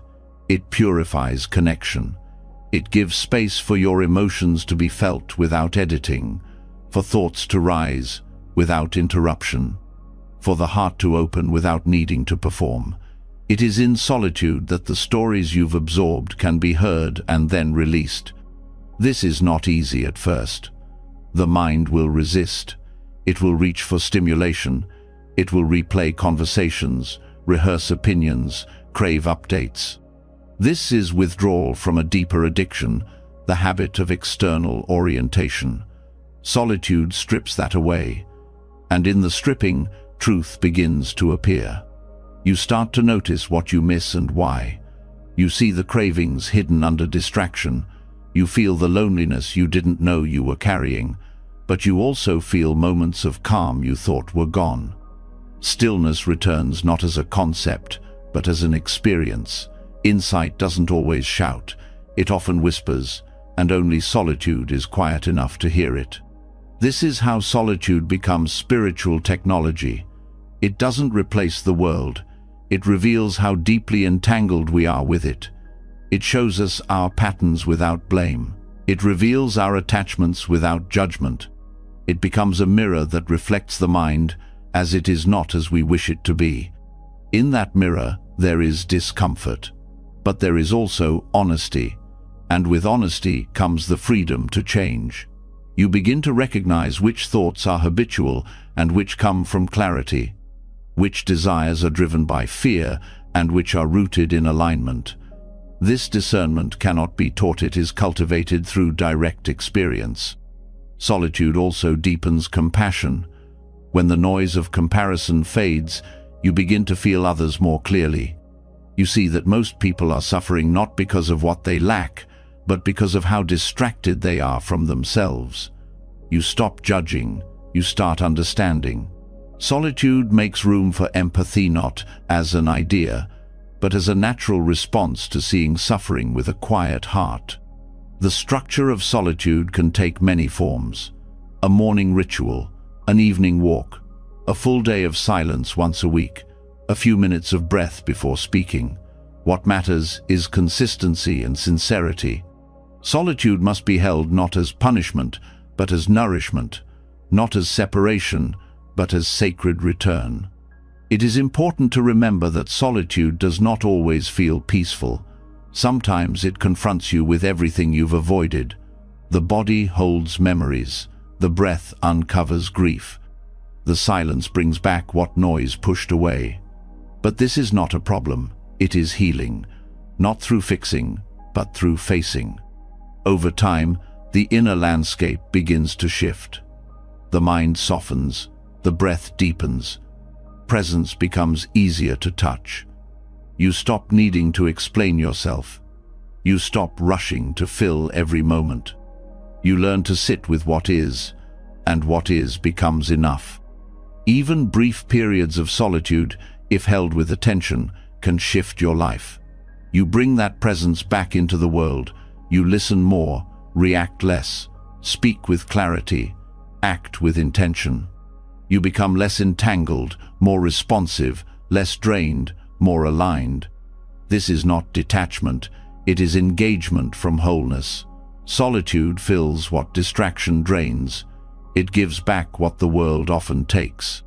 And the more you return to it, the more you begin to carry it with you.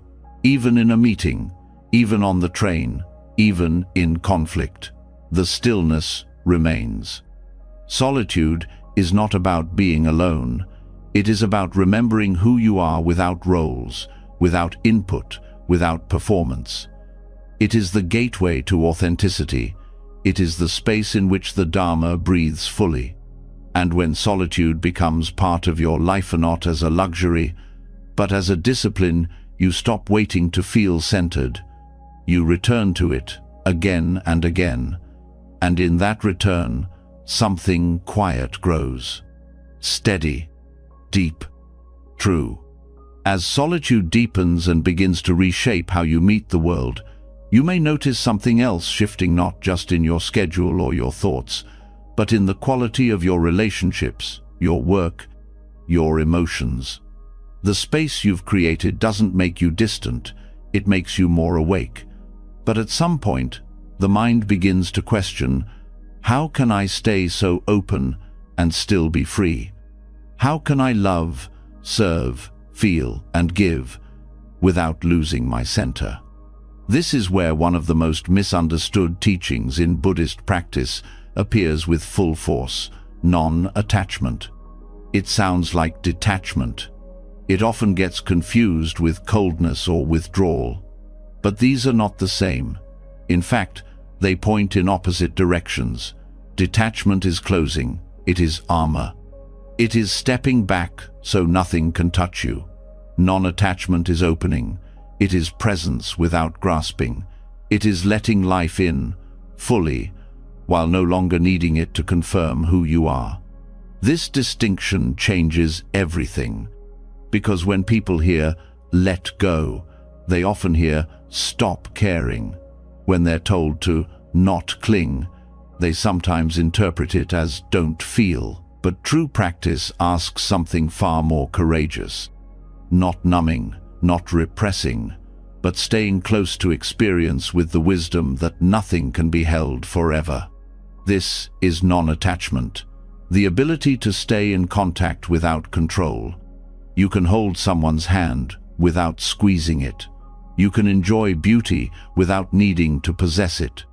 You can love deeply, even passionately, while knowing that everything, every moment, every person, every feeling will pass. This isn't apathy, it's intimacy. Intimacy with reality. Not the fantasy that things will stay, but the truth that they won't stand loving them anyway. Detachment, on the other hand, is a reaction to pain. It's the habit of turning away to avoid being hurt. It protects through distance. But that protection comes at a cost. It numbs the joy along with the sorrow. It silences love to keep away loss. And in doing so, It cuts off the very qualities that make awakening real: compassion, tenderness, vulnerability. Non-attachment doesn't require you to feel less. It teaches you to feel wisely. You're not asked to abandon people or pleasures. You're invited to see clearly how clinging to them leads to suffering. That insight doesn't push you away. It teaches you how to stay without grasping, how to receive without demanding. To practice this, you must first notice the pull, the subtle tightening in the chest when you want something to last, the ache of disappointment when a feeling fades, the resistance when someone you care about changes or pulls away. These are not signs of failure. They are the places where practice begins. Non-attachment doesn't mean you ignore these reactions. It means you meet them with full awareness, without letting them decide how you respond. You feel the grief, but you don't collapse into it. You notice the desire, but you don't obey it. You hear the inner voice saying, "I need this to be okay," and you gently question it. Do I? That inquiry brings freedom, because you start to see that needing something is not the same as loving it, that clinging to a version of someone is not the same as seeing them, that holding on tightly is not strength, it is fear.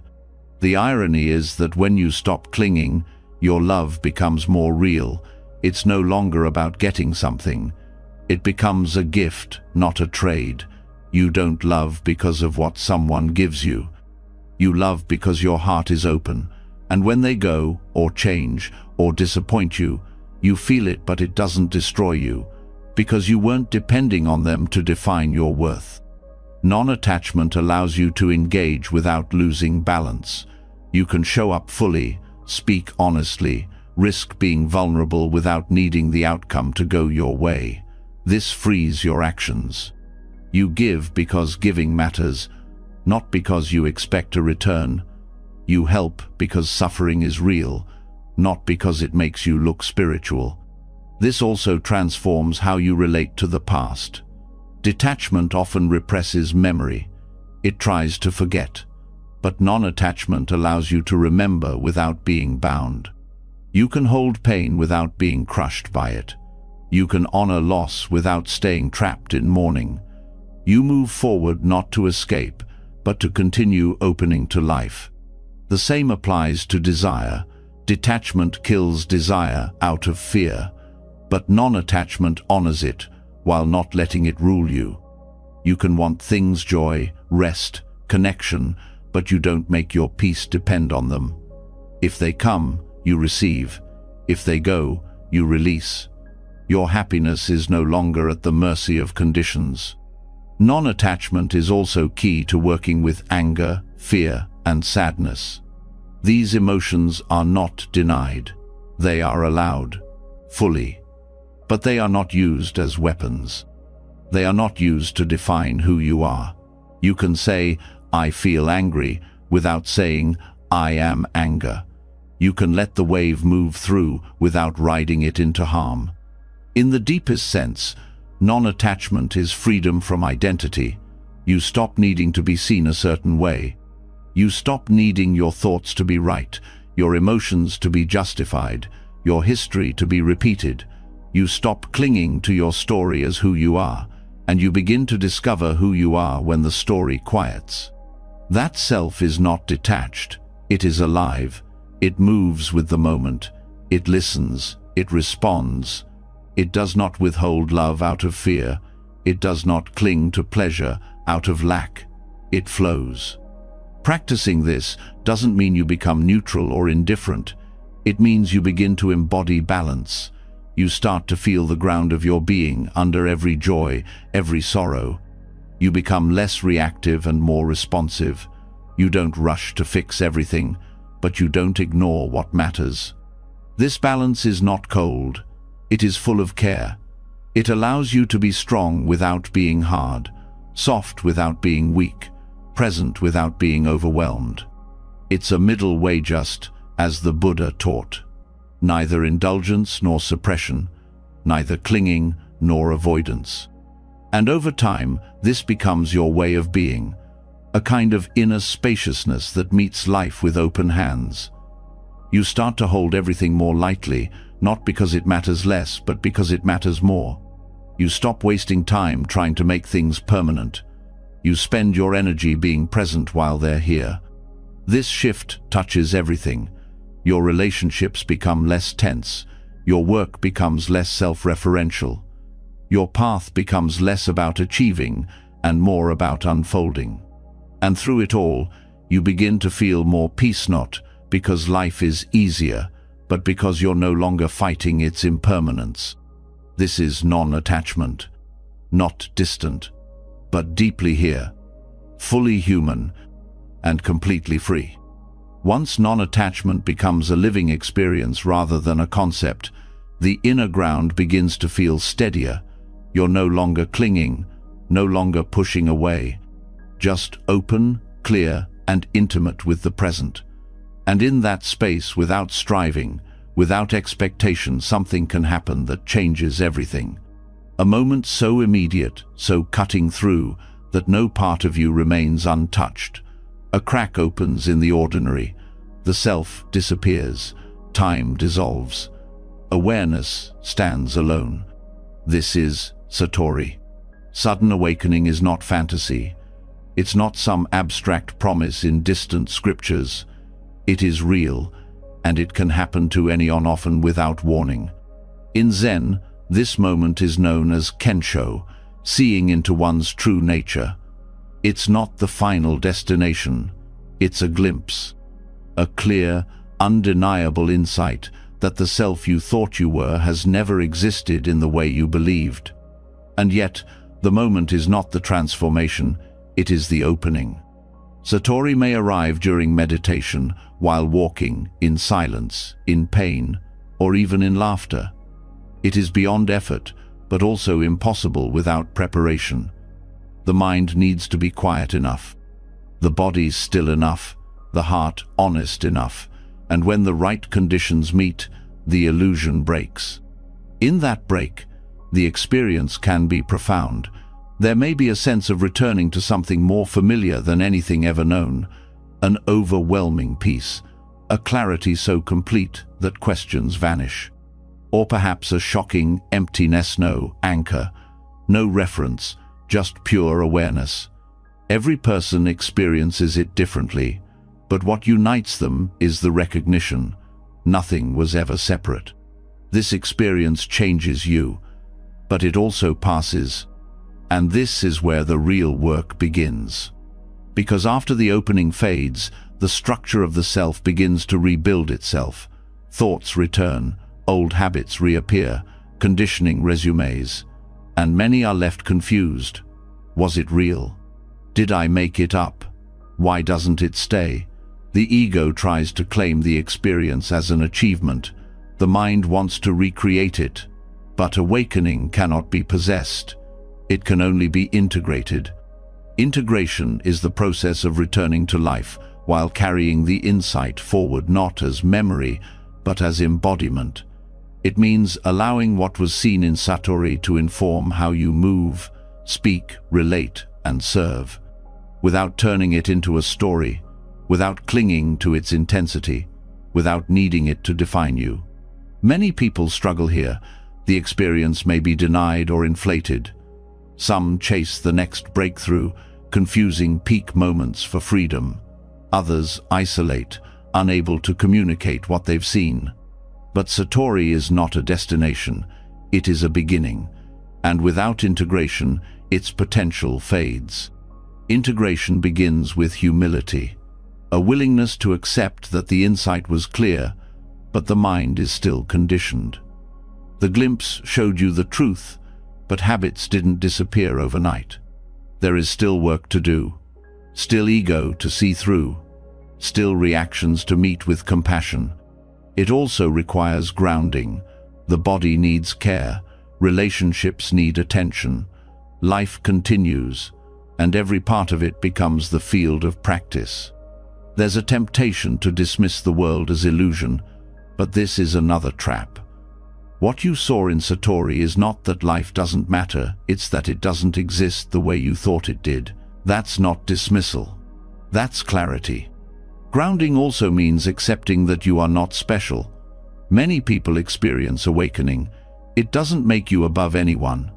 If anything, it makes you more accountable, more responsible for how you show up. Because now you've seen that there's no one to protect. And yet, love remains. That love is what carries the experience into daily life. Another part of integration is discernment. Learning not to speak of the experience too soon.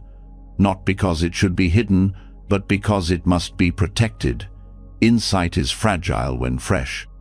Turning it into teaching or sharing it for validation weakens its impact. Let it settle first.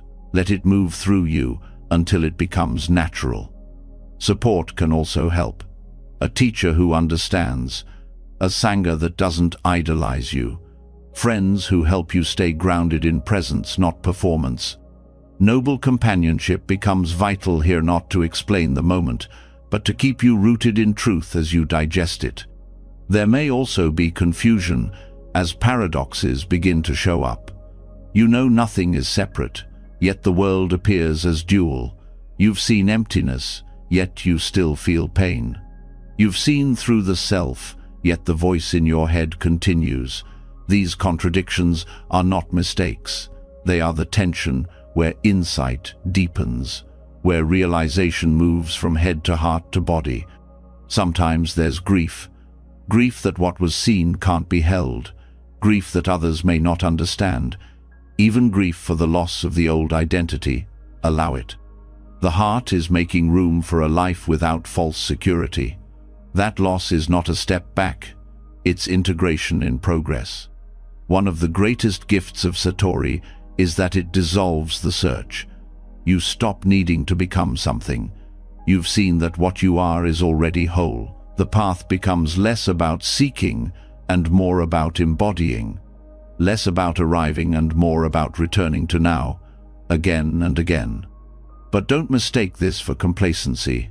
Insight needs action. The mind still needs training. Compassion must be practiced. Ethics must be lived. Awakening is not the end of effort, it's the end of grasping. Practice continues, but now it comes from love, not lack. And this practice includes falling asleep again. Moments of contraction will still come. The ego will reappear. That's normal.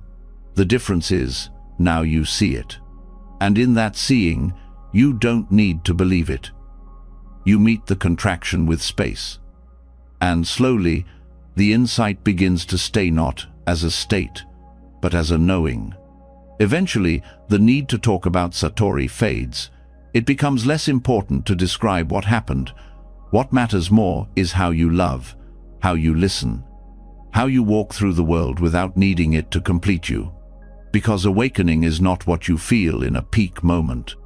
It's what you carry after. In your words, in your choices, in your silence. That's when insight becomes transformation. That's when Satori becomes real. And now, after more than 3 hours of turning inward, you're not just ready to sleep, you're resting in something deeper.